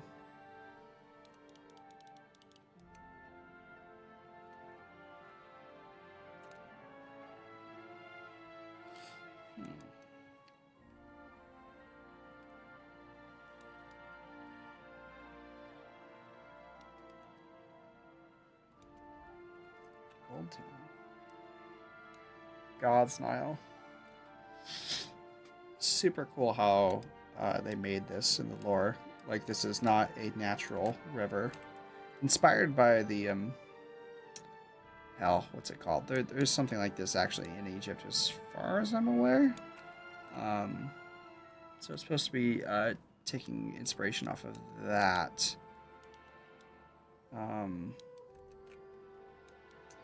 But I think how, you know, essentially what the Zenaris wanted to do is they wanted to increase trade. And so they made this river the God's Nile. Of course, it's the gods because Gonasha wants to be seen as a god at all times. And he wants credit for giving these people all of this luxury. So he's converted Zahatha, which used to be called like Raspori or something. This used to be the capital city for the Drakari, the men of the desert. But then the Zenaris came in and they're like, "We're your gods. We're here to help you." And they kind of took over and they kind of paved over the top of the Drakari's ancient city and turned it into a giant casino.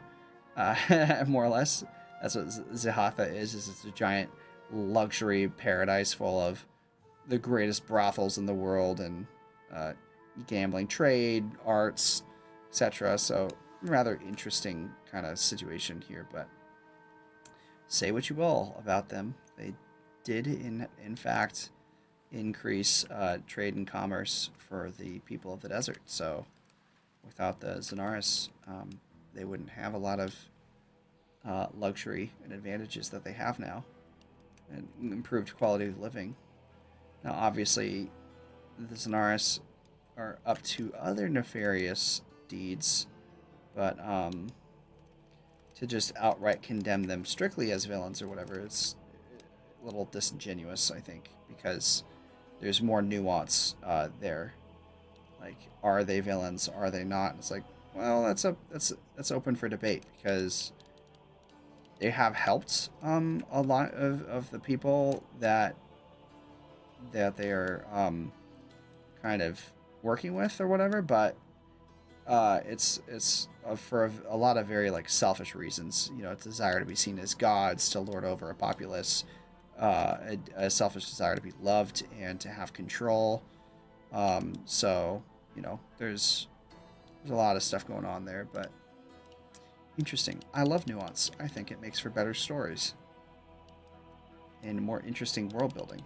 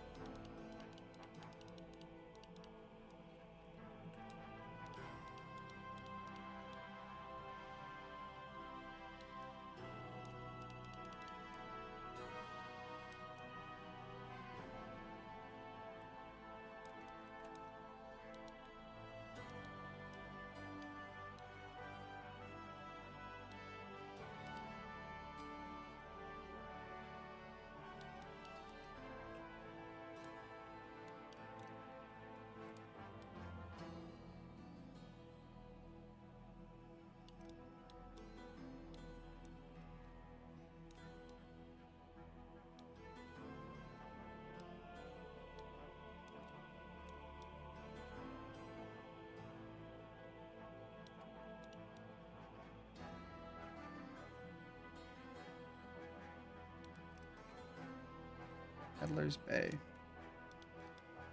Probably something to do with pirates, to be honest.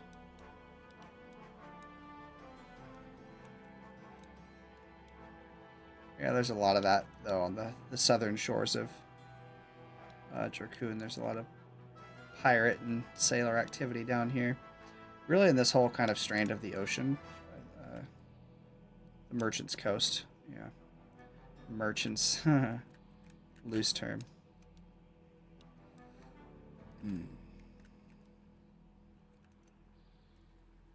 Okay. We're doing good, folks. We're doing good. Need our rivers in this section, and then we should be able to get to a few mountain paintings, which I will then go back to Aranor to do. I guess the rivers are just taking slightly longer than as expected, but I think that that's a general rule of thumb. Is think to yourself, okay, what is the standard amount of time someone should invest into doing something? And then ask yourself, is Corey doing it? If the answer to that is yes, then take whatever that standard time was and like cut it in half or like a fourth. Because knowing Corey, he is going to meticulously over detail everything and make sure that it's like perfect to his vision. So yeah, I'm guilty. Guilty. I will have a piece of gum though.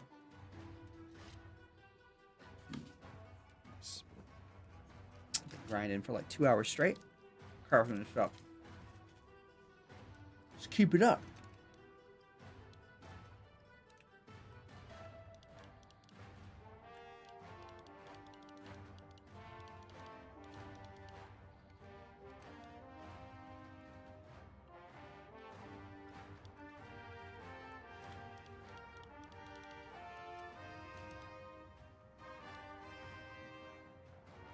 Hi, buddy. Not yet. Not yet.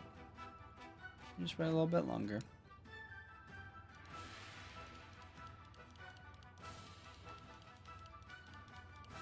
Squantrine. That's the birds. No, well, they're like terror birds. We're in the Calian Amazon right now, which is the Katani region.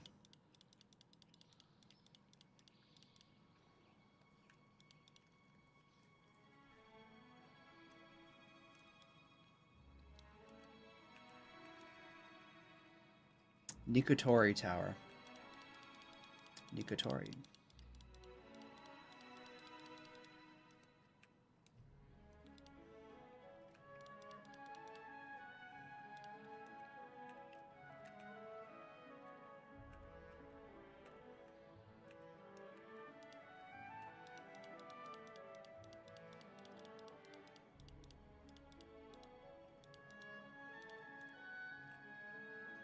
Sears Wood.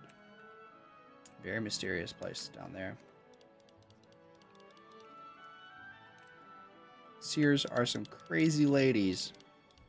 Crazy, but it's tied into their lore and their process. They like do a bunch of dark rituals to get the ancient seer magic so they can get the sight. See into the future, perhaps.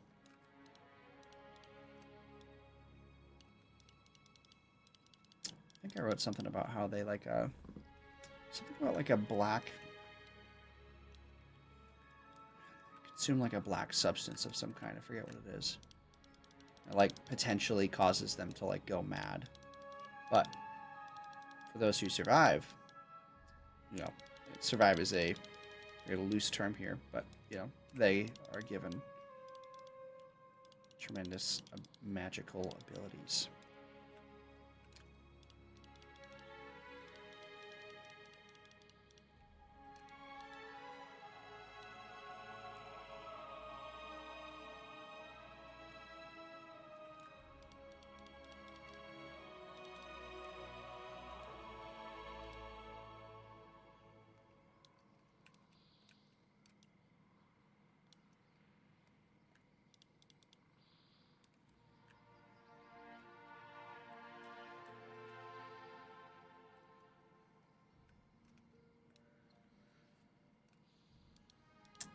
Cave of the Wisps.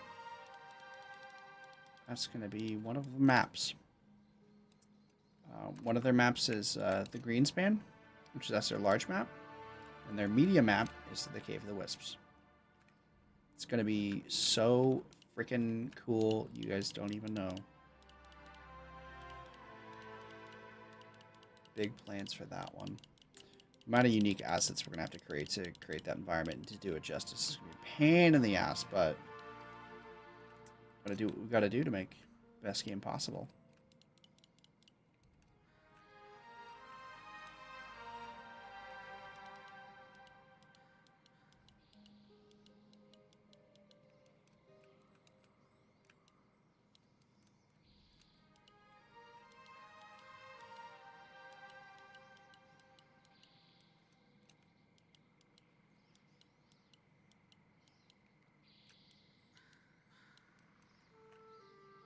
Spring Rock Beach. Lucaran, man. Super cool character as well. He is not going to get to be able to be put to screen for quite a while, I imagine, but we'll find a way. I could probably find a way to put him in this game as maybe like a lore NPC.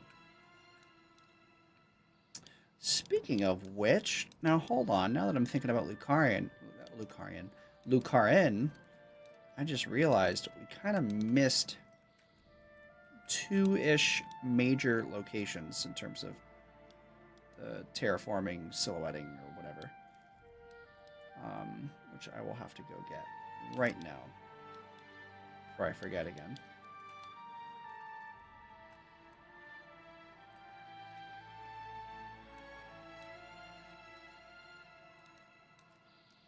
As soon as I get these little islands up.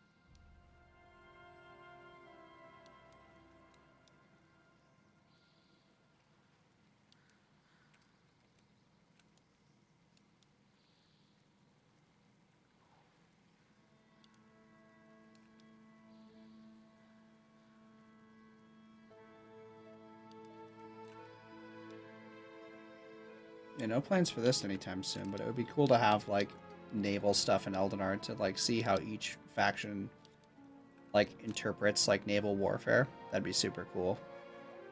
Because, sure, you get, like, normal-ass boats from, like, you know, Aeronor or whatever, and then you get, like, I don't know, like, big old, like, steamboats or something from, like, the Molten Legion, maybe.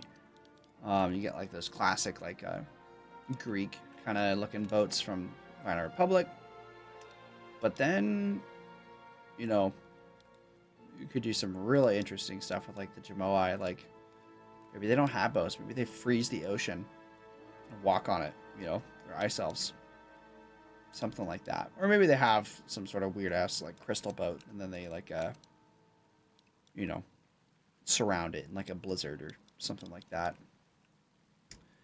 Maybe the Dragonics don't have boats, they just fly over the ocean. I don't know. Anyways, I think obviously one super cool thing to do here with this would be for the Chitauri, they would just like ride like Mosasaurus or something through the ocean.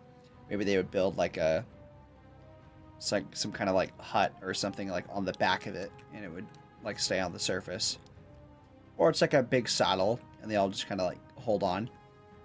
Like a whole swarm of Chitauri like hold on like rows and rows of them holding on to the back of this Mosasaurus saddle as it swims through the ocean. That would be pretty darn cool. There's a lot of little Chaturg Islands that I did not do in our past last time, but like...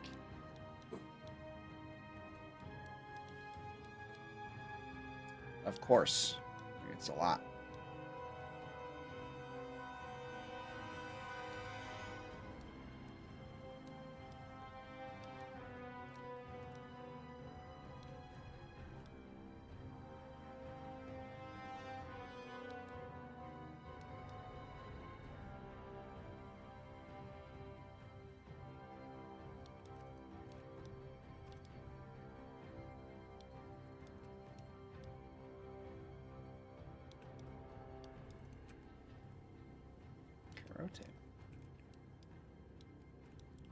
Fun fact, I think if you were to like spawn the entire world of Eldinar into existence right now and say, Corey, you're playing giant open world Eldinar RPG, you know, where are you doing your first quest? Like where are you going first?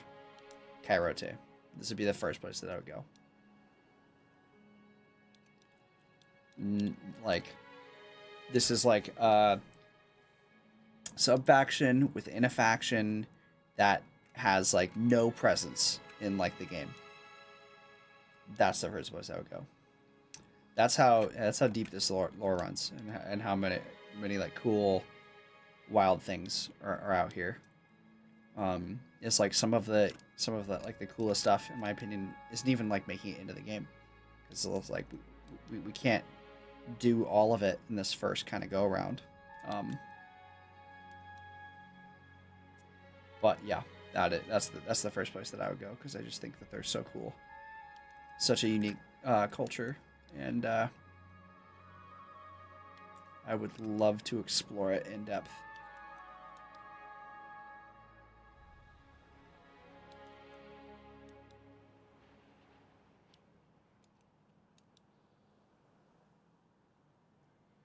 More Dune? I don't know about that. More Dune, well, I mean, it depends, like, how much ammo you got, like, how strong is your light magic? Or how much of a death wish do you have? It would be another way of phrasing that.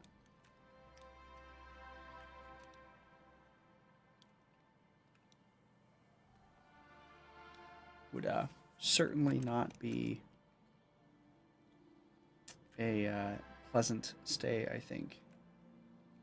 I don't know about that one. Oops.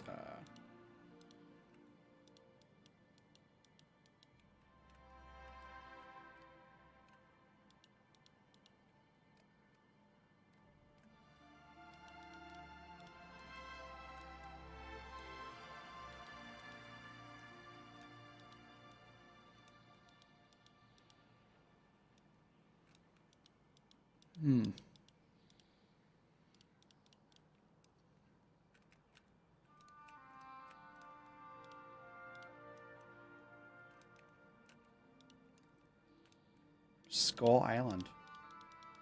That's a really original name. Right off the shore of the, you know, dinosaur area is Skull Island. Wow. I know. I'm a really original person. With my griffin riding humans. And my orcs of the dark volcano lands. And my wood elves that ride stags. Super original, I know.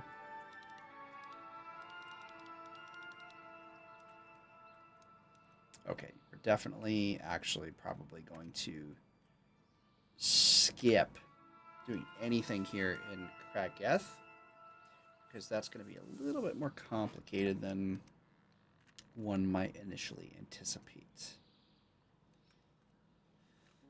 I can, however, go and finish up what I was doing over here in the Callian Amazon.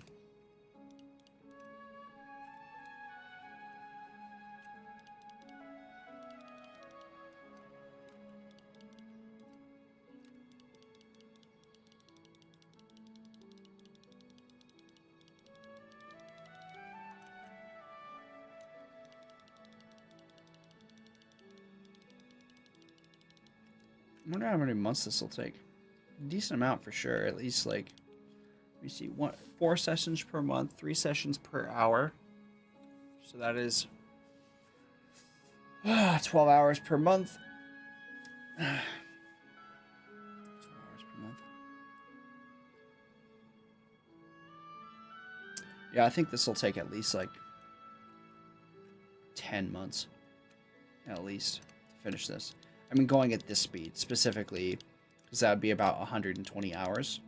I think it'll probably take about 120 hours to complete this map. If not more. Now, obviously, I could do that in 1 week with how hard I work.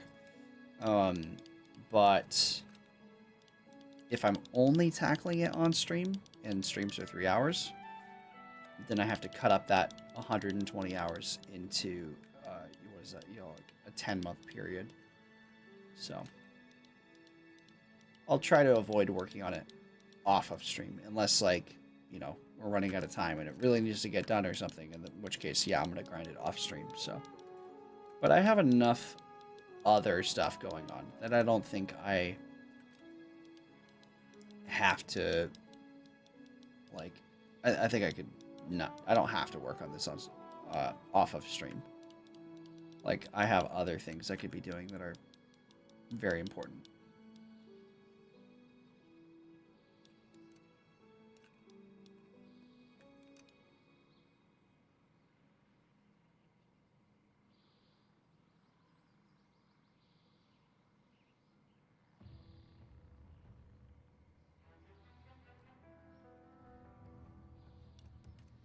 Snapjaw Lake. I imagine there's probably a large variety of alligators and crocodiles in this lake. It's pretty well known for them. They're probably they probably call them snapjaws.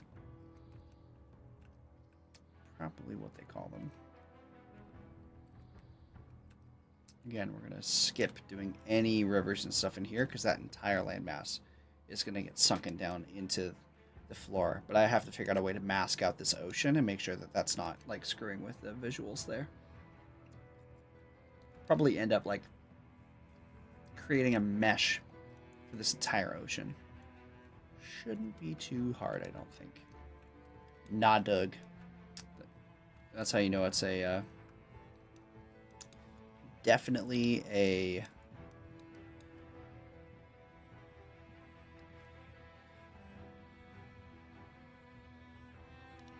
Whoa. Well, what the hell's this?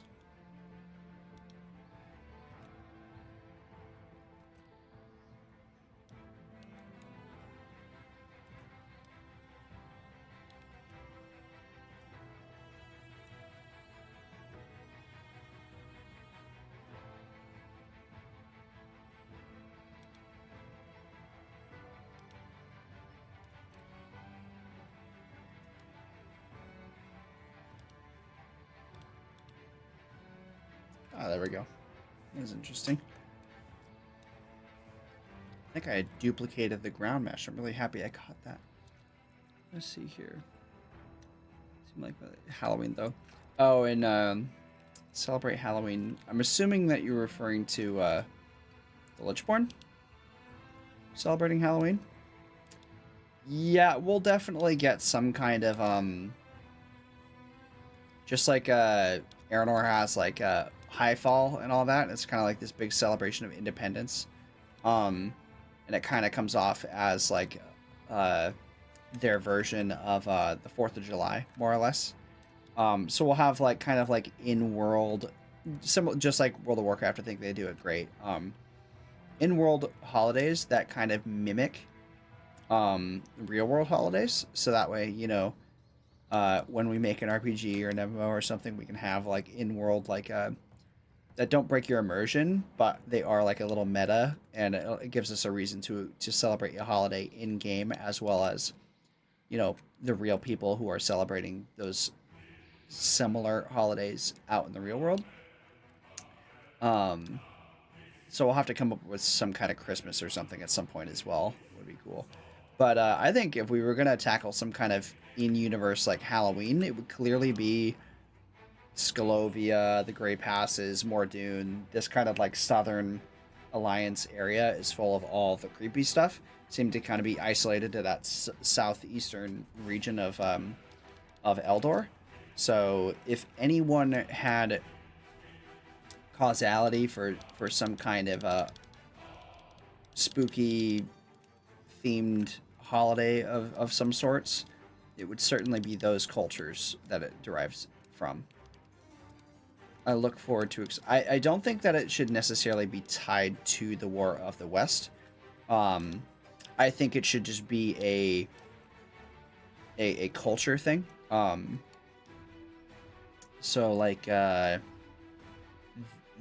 men of the Southmen essentially have been celebrating something to do with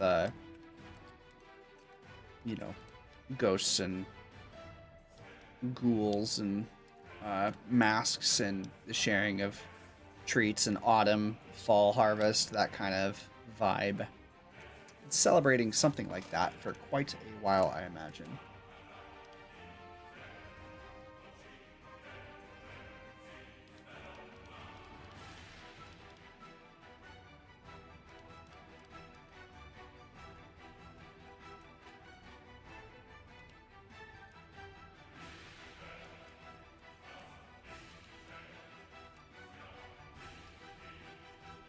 Ricky. Hello, dog. I see that you, in fact, would like some attention, and I would like to counter you with this. If you could maybe wait on receiving some of that attention until a later time, you will receive twice as much. Does that sound like a deal? Do you want to come sit on my lap, maybe? You want to come sit on my lap? Spit out this gum real quick. All right, come on. Come sit on my lap. Okay. All right. Okay. All right. Well, we already spent the entire first half of the stream doing this, but now you want to spend the next half too? Mm-hmm. Yep. I said it once, I said it twice, I've said it a million times. Any and all delayed kind of release dates or deadlines or whatever for Conquest of Eldinar should be blamed on Bilbo Puggins. It is in fact his fault. If we miss any deadlines or release dates, it's probably his fault. He did something. He held me back.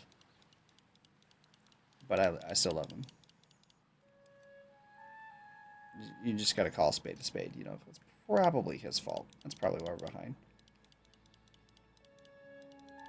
Alright, we're getting close to finishing up any and all, like, rivers and lakes and bodies of waters and such for our map. So we're getting close to that time where we kind of shift gears from this over to painting in some mountains. That'll get interesting, because I feel like that's finally where, over the course of the stream, we get to start making more creative decisions. Right now, you guys have mostly been just watching me kind of trace, and an already established silhouette. Like, we all knew, if you've looked at the main map, you know, you know what the shape of Eldinar is, including its rivers, and so we've kind of just been, these past two streams, we've been tracing that to remain authentic to that original design, more or less.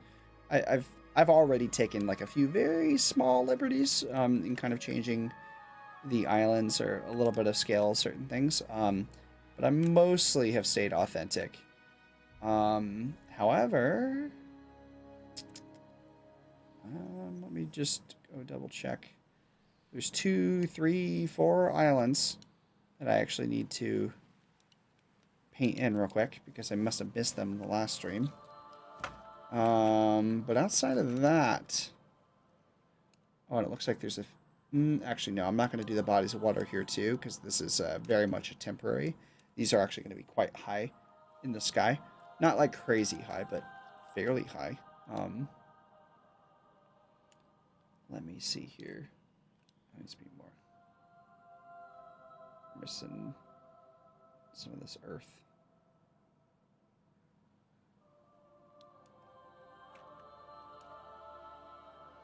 Hassan.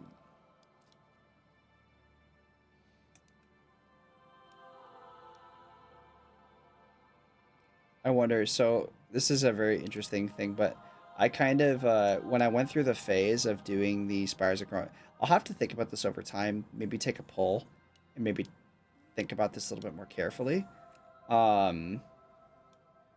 When designing the Spires of Karoma environment, going through naming everything, I looked into like Japanese language and tried to the best of my ability, with a little bit of creative liberty sprinkled in which case I would just write it off as, well, that's the Elven influence kind of coming in. But I tried to name them using the Japanese language as much as possible. And now I'm sitting here thinking in retrospect, it's like, was that a mistake? Should I go with like more basic Western names like the Stairs of Longing and Spring Summer Town, or whatever you want to call it, like more kind of Western English kind of interpretations of these kind of Japanese places? Because I think I named everything so aggressively Japanese that it might be a little bit hard for Western, I think, players to kind of pronounce the names, remember the names, understand what they mean. You know, like I'm pretty sure. So, for example, I think like I'm not sure what Sento means. I can't even remember, but I'm pretty sure Tawa. You can clearly see like Tawa means some like tower or something like that, because you can see a little bit of that. Or like Terra is being repeated, Sento is being repeated. So I don't know. I'd have to. It's been so long. It's been like a year or two since I've made this map originally. I've forgotten what these terms mean. Pretty sure they. I remember what my thought process though at the time was I want to be authentic to Japanese culture, but I think I might have overdid it. Is essentially what I'm saying. And there might be a precedent, as you know, much of a bummer as it would be to like pull away from being authentic to Japanese culture or whatever. At the end of the day, we do need to make this like accessible to as many people as possible. So I think it's a little bit more of an abstract kind of thing. I'm not trying to be reductive to anybody's intelligence and say that they couldn't understand like these names and whatnot. I just kind of have to ask myself, does the average gamer though, like Western gamer, really want to have to do that? And I don't know. I don't know the answer to that question. So it is something worth thinking about, I believe, though, to consider. Do we want to kind of maybe Westernize the naming schemes a little bit more than I did? Maybe I could take a poll on it or something and see what the community thinks. Because I'm kind of indifferent to it in a sense. I'll stick with the Japanese names and I'll keep that kind of going. But oh wait, I'm doing the thing that I said I would not do. We're not supposed to touch the rivers here. Okay, the islands. We're missing this island. Currently untitled random islands. Sure, we'll do something with it eventually.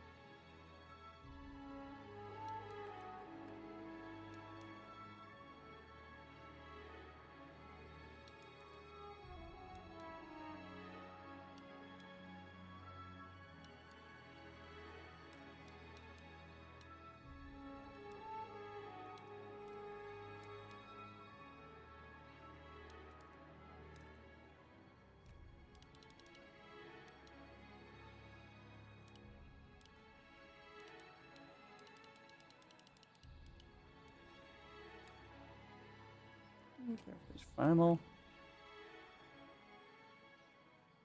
Interesting. Cool. Let's change up the music for this latter half and do something a little bit more cool.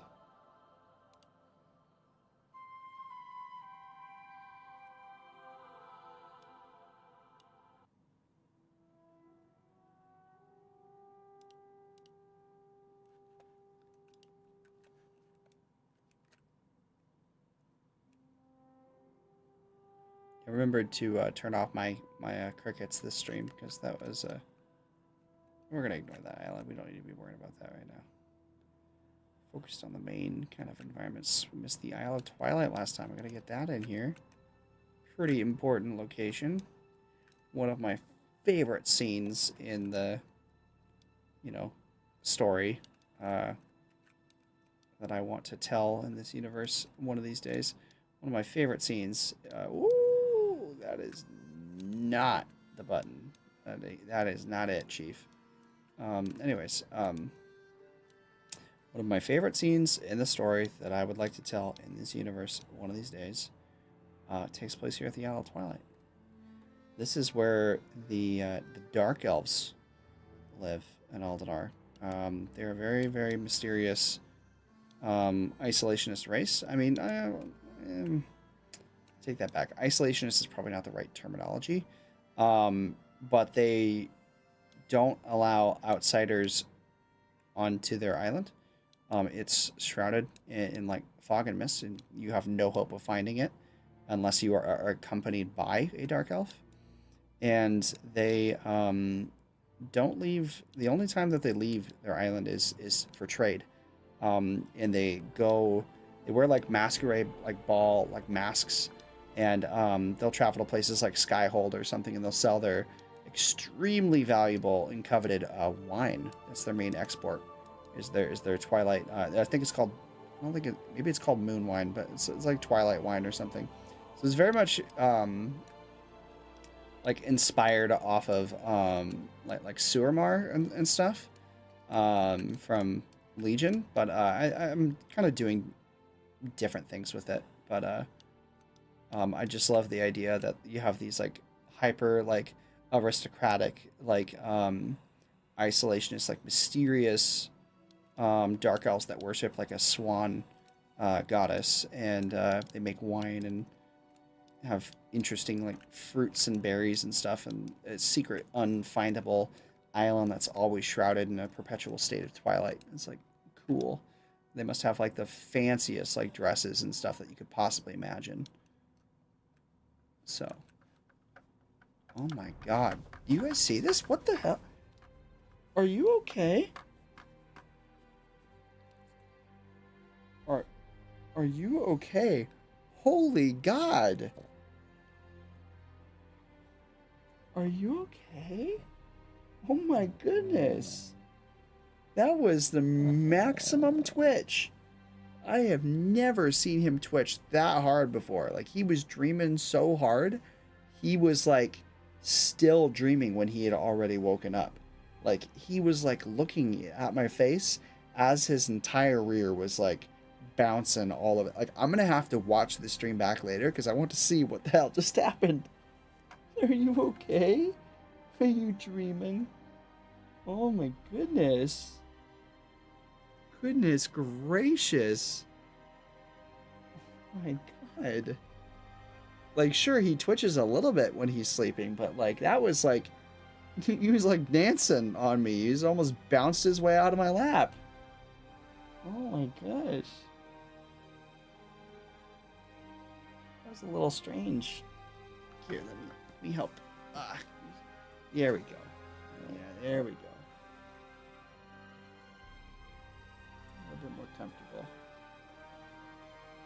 I just need you to chill out for 30 more minutes, okay? Go back to sleep. Maybe try not to fall off of my lap. And let me finish up my map process.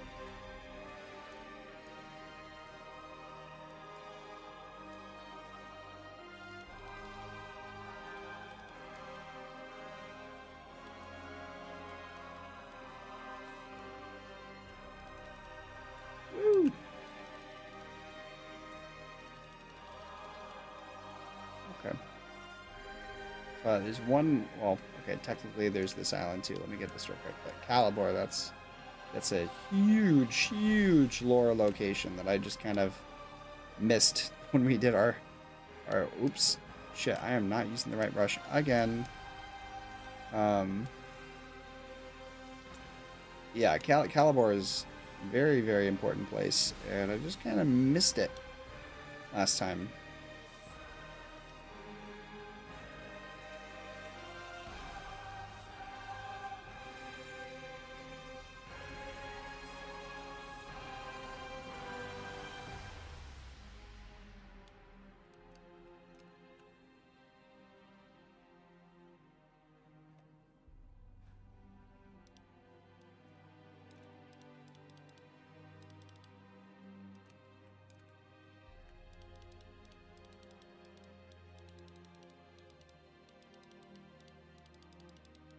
Should have done all the continents like this. Like raise like a mound and then just kind of like cut into it to get like the because that would help kind of, this kind of helps get the shallows across a little bit better, I think. Well, we'll wait for that. I'll figure out a good strategy to work on like the shallows and kind of the beaches to get a more gradual kind of like cut off onto the terrain, because right now it's just kind of like a steep drop and you can kind of see it in the ocean. And I could also get rid of that a little bit, that kind of that gradient that you're seeing on the shores, but I don't want to. I want that. I just want it to, you know, look a little bit more natural and gradual as opposed to the dramatic fall off that we have going on right now. Okay. Calibor. Calibor is the mage city. This is the central hub for the exploration and understanding of all magic on Eldinar. It was founded thousands of years ago, and it remains largely independent in terms of the faction like conflicts. And there's a variety of different races that call this place home. I think there's certainly a large contingent of high elves that fled here and attained like seats of power after the fall of the High Elven Empire. It's one of the only places that they could still kind of remain accepted and not ostracized in society, because, you know, this place prioritizes magical like understanding, and they certainly know how their magic.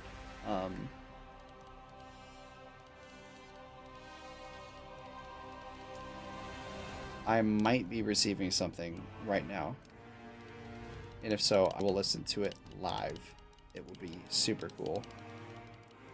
Get my first reaction.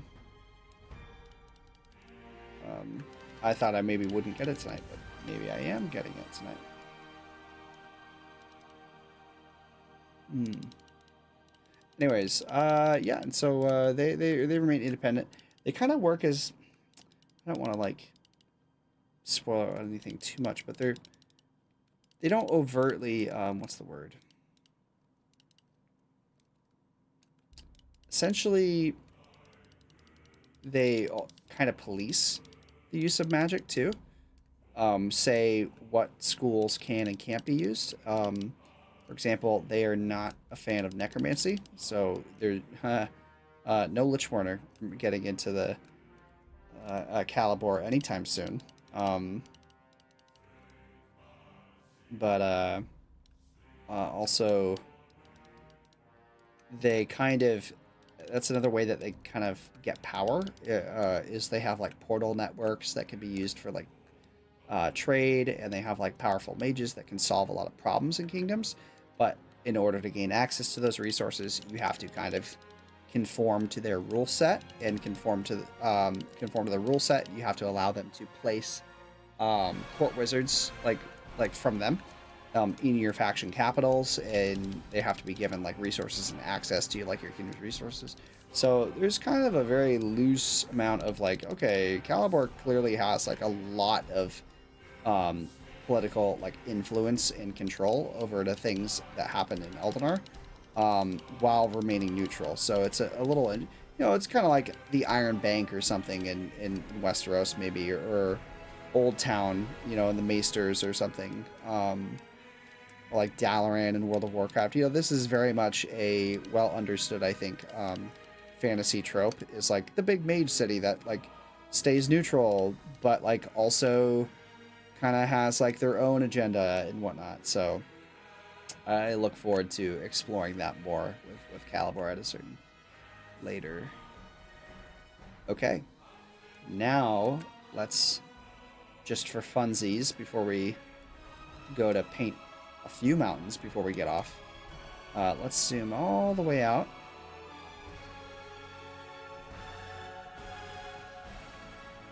Cool. I guess I should be taking like before and after screenshots, shouldn't I? Whatever. That's just go back to a previous stream if you want to see that. And we can now turn our let's turn this on and off. Nice. So all the rivers that you're seeing, that's what we've done tonight so far. It's really coming together. The silhouette is certainly there.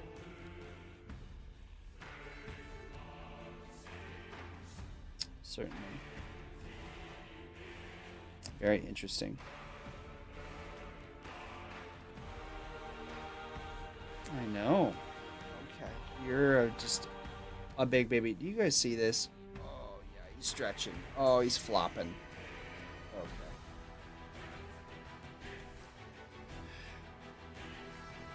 What did I say? I just said it. This stream I said it. All of Conquest of Eldinar setbacks and delays. This thing's fault. Because I could be sculpting the mountains right now, but instead I need to give this kind of pig creature some chest rubs. Because it has to like lay upside down on top of me while I'm trying to get game development done. Yep. I mean, I am, he is a voice actor in the game, so he has to get paid in something. I was thinking about just giving him... I almost just screwed up and said the T word. If I said the T word, then he would have sprung up into action. So I need to not say that.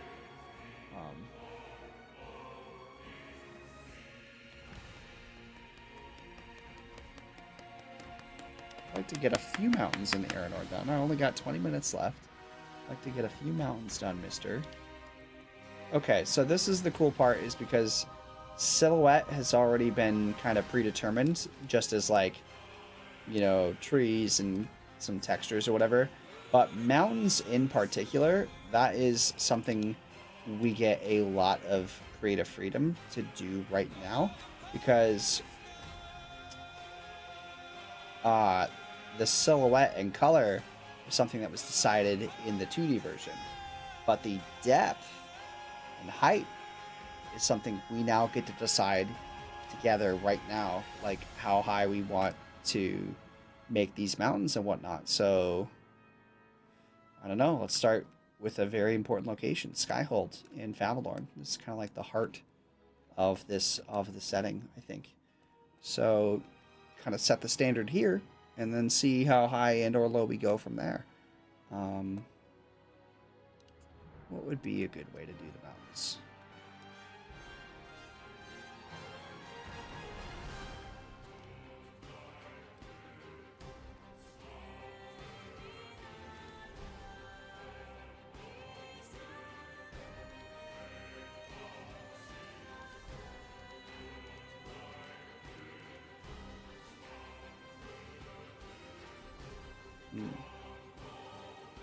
Ooh, I guess you missed a little river right there. Let's get that out real quick.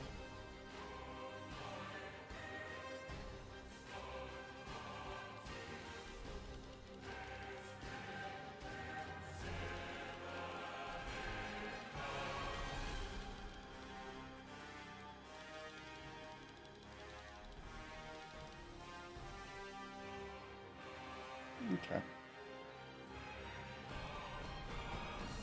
Yeah, so technically, like, the Gale Valley map is, like, situated, like right, like, here-ish.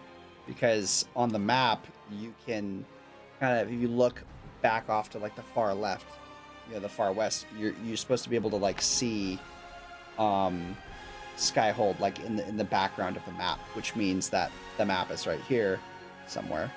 So, fun fact. Okay, so there will.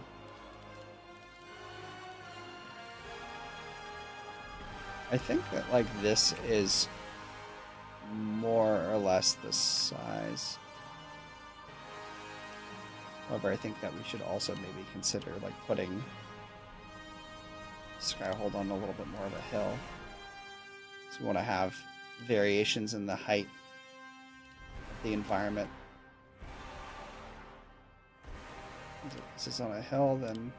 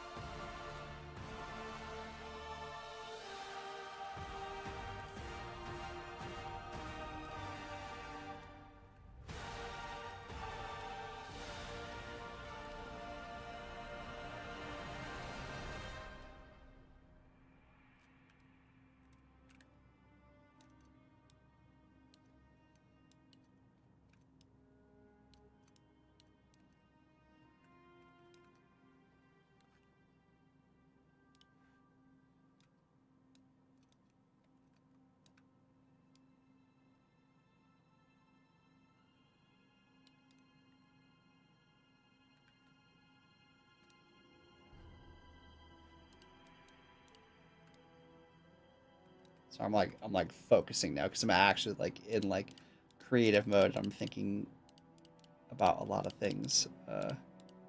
Haha, creative mode like Minecraft, am I right? Haha. Let me see here.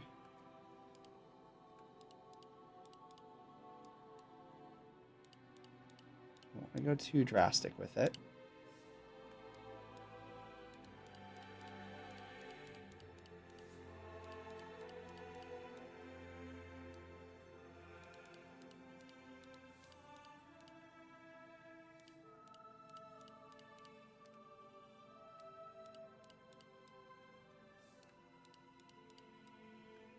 Dawnhold, super important location.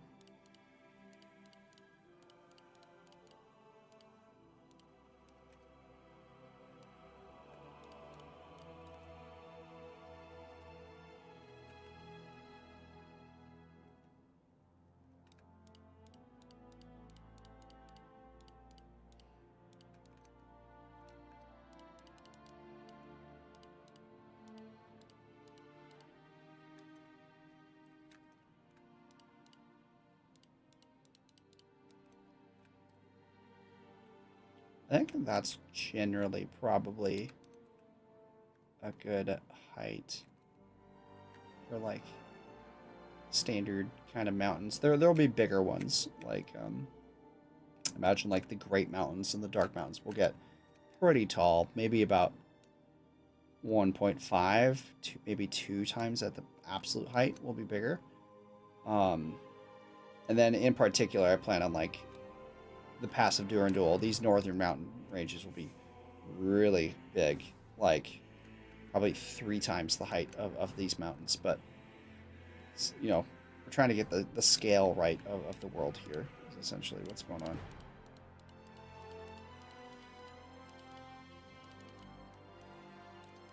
I have a few painting techniques I can use to kind of like sharpen these hills and make them look a little bit good, but I'm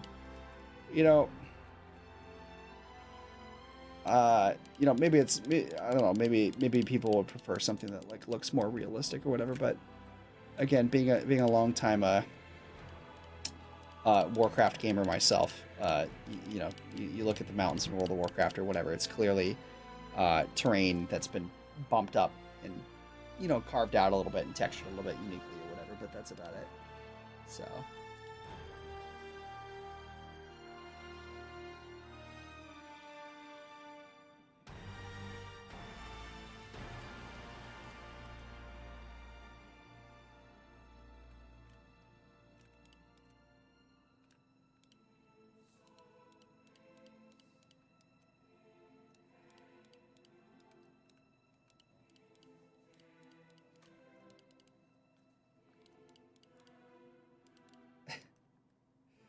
I love that my dog can just like cameo like that, like, just by sticking his feet up in the site.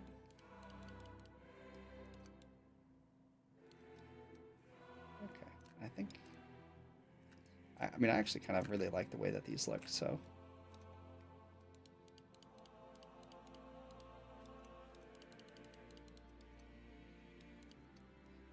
Kind of come in with a Z. So I have a sharpened peaks kind of one, which is kind of helps the mountains be a little bit more like aggressive looking with their shape. So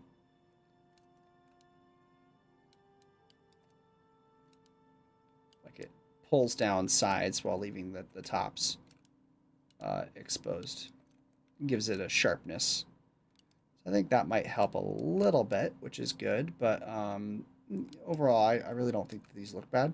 I think that you sprinkle a couple of, you know, like, I'll just paint something on for an example real quick. Probably, do we have something?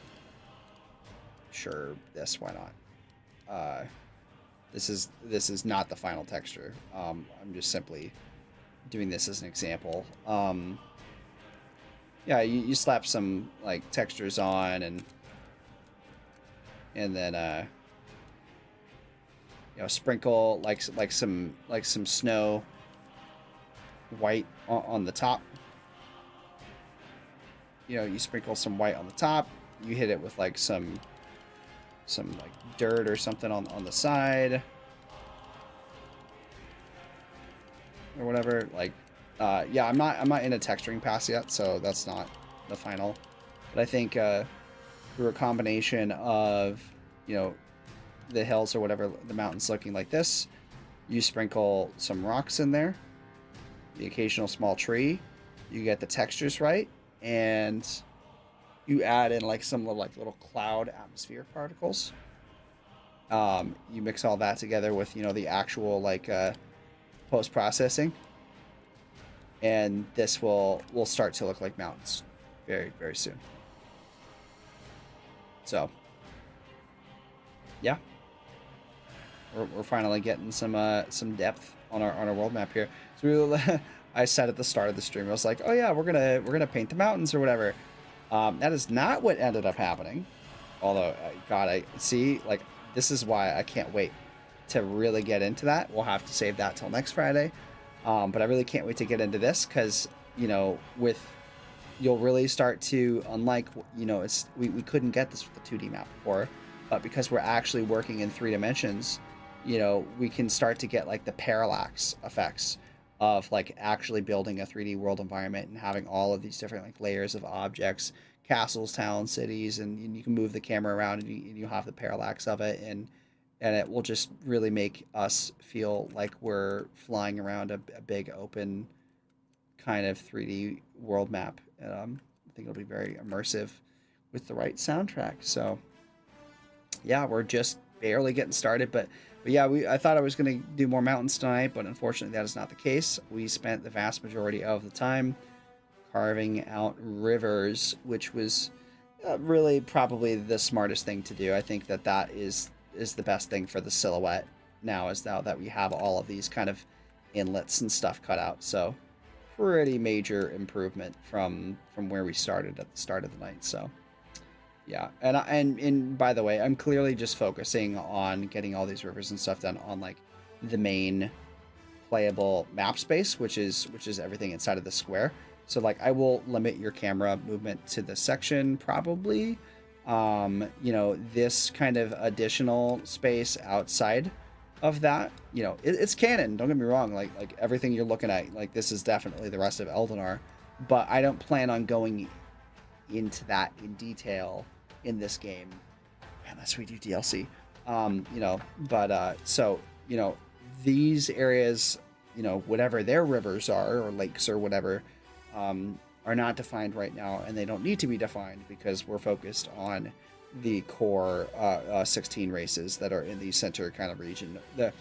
All of the factions that are bordering the Sea of the Seven Suns. You know, this is the important stuff. So, yeah. Well, it turns out that is all we have time for today. I mean, I could go into this for a few more minutes, but I think I'm gonna wrap it up because yeah, it's a good enough stopping point. We're a few minutes short, so anywho, I appreciate everybody for tuning in and watching today. Us build this awesome world.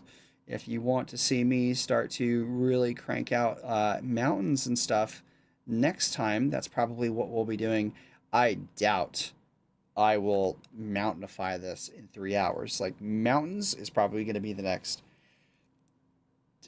shit, man. Like that's that's the next 2 to 3 sessions right there. I mean, that's like the height in terrain deformation on this is going to be quite the workload. In a sense that it's not like Oh, no, it's not difficult to left click and paint slopes on the ground or whatever, but it is difficult if you want it to look good and if you're trying to think carefully about keeping everything in scale and making sure that everything isn't just flat. I don't want everything to be flat. I want there to be subtle increases and decreases in the terrain. I want there to be some dips where some valleys should be and raise up certain towns. And then, every single mountain I have to be asking myself, I have to be looking over to these peaks of Avalon here. We'll be like, okay, like what is the average mountain height? Do we go lower than that? Do we go higher than that? It's it's a lot of thinking is essentially what I'm saying. If it were just hey, paint some bumps, then yeah, I'd get this done in one session. But I think it's going to take me about 3 sessions, because it's very important to me that each and every mountain spread is like to scale and appropriate. So, anywho, that is it for this time. Thank you everybody for tuning in, and I will see you guys next Friday night at 9 p.m. And Ziad will be back. So we'll show you some maybe we'll have an opportunity to show you guys some gameplay next time as well. So anyways, have a good night everybody. Catch you next time. Goodbye.